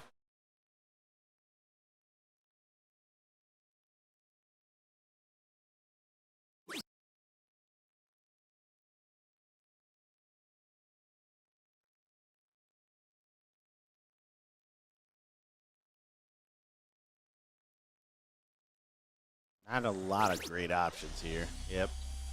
I was going to say double 15, go inside. Trip 10 works the same.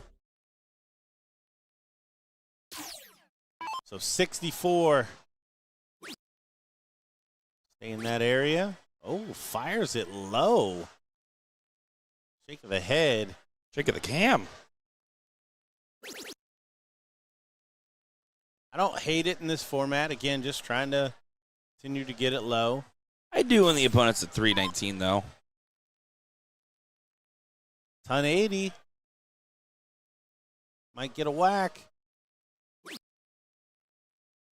Just Easton gets the opportunity for the gold star. That was the intention anyways. Gabriel, an absolute gentleman.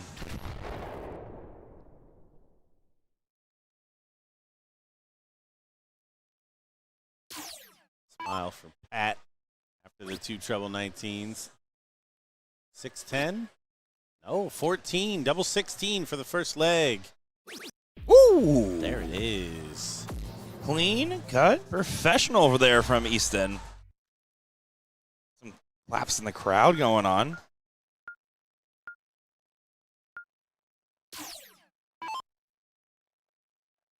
We got people recording the recording.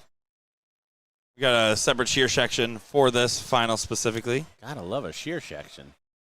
Thanks, man. Always a pleasure being with you, Gordon. Just think, this is the last time we were on the comms together. That's how you'll make me feel. Oh, then I've done my job. Am I right, chat? Am I right? Can I get an amen, chat?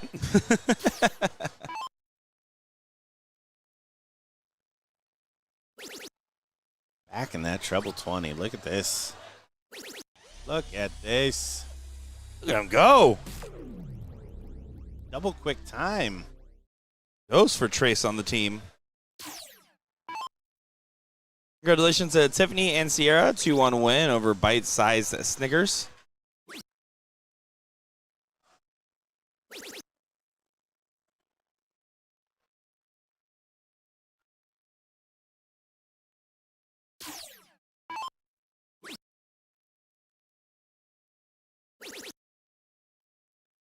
Trace Leche is trying to get this done.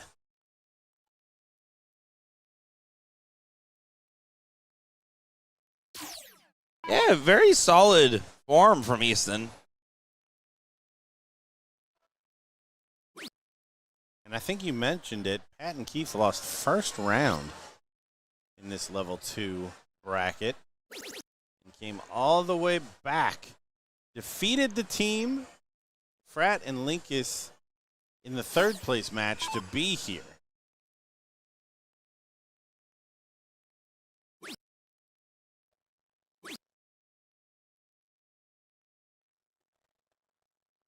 Take a step back. Ooh, excellent composure. Easton, by the way, #1 average in Division 2. Holding high. Second highest average was Hossie Hicks, by the way. In level 2? But Easton holding top dog spot. Young gun showing its all going his way so far. Hit 3 180s and has a high out of a 124 on the day.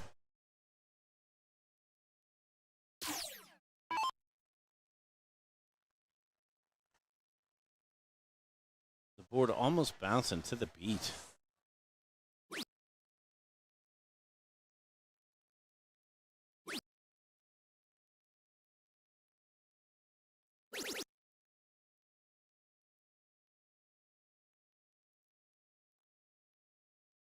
A good opportunity to push out in front against the darts. 2 trips would be massive. A little nervy, a little tight there. Well, that was just too fast. Yeah, he took a step back last time and drilled the treble. So, again, I don't know too much about Gabriel, but yeah, that's just too fast. Throw with both hands if you're going to throw that fast. Man of the hour. Finds a solid 100. Wanted some more. He was not satiated. Hey, solid tons here. Important. Oh, I agree. Not to tell me, Gordon.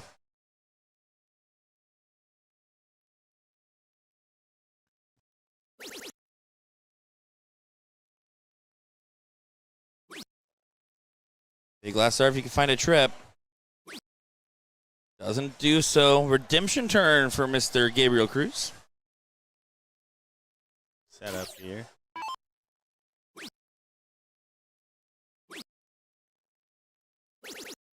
Good last. Good board management. Love to see it. Love to see it. Level 2 putting Bob McCoy to shame.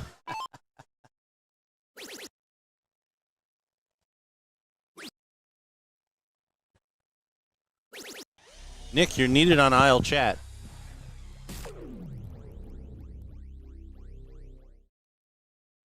The location will be announced when the contract is signed. Whatever that means, that's as far as I got. If I knew, I wish. I would say it. Eason does not find another steady ton. That Cole leaves himself at a bogey. Such an important part. Now this is where freeze really can matter.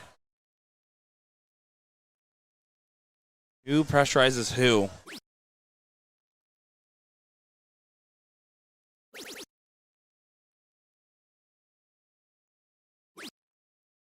Wow. Oh, my goodness. A blunder and an opportunity for Tres Leches. What a wet. We talked about level 2 giving us a big fish. Oh. That evil ass board with the triple sound. The triple sound. I thought you set that up so well too, Gordon. I was so ready for it. Big darts from Pat.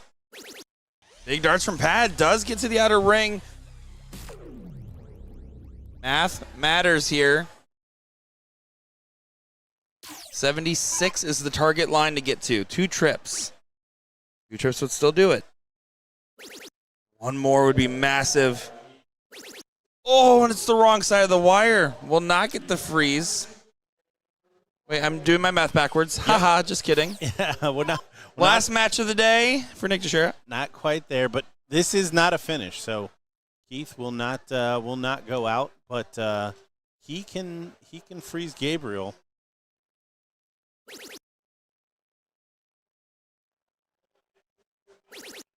Whoa, that still helps. Yep, needs to get to 79. It's not going to happen. So 85 for the level 2 title. And to send me to the lazy river. More important part of that, right? 45. Come on, Gabriel. Oh, 18. Double 7. Does go! Bangs it in there. Yeah, the heck of a run from Pat and Keith all the way back from a first-round loss. Not able to be converted. They do have the win from yesterday. So, great shooting. And cheers To young Easton picking up a plaque, some gourmet firewood here in He wants Florida. to hit a 180 for you guys real quick. Oh, never mind, Easton. I tried. But Gabriel taking it home. That concludes coverage. Gordon, let's recap this weekend. What can players expect to see on ESPN? On ESPN, you can expect to see Alex Spellman take on 68-year-old. 68-year-old. That's next year. Ram Guevara. Super excited.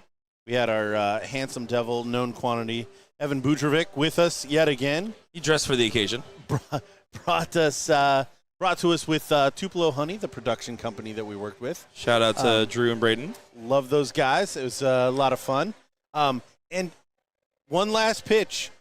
We are on Saturday this year, Saturday at 11, to see the culmination of the BullShooter Invitational.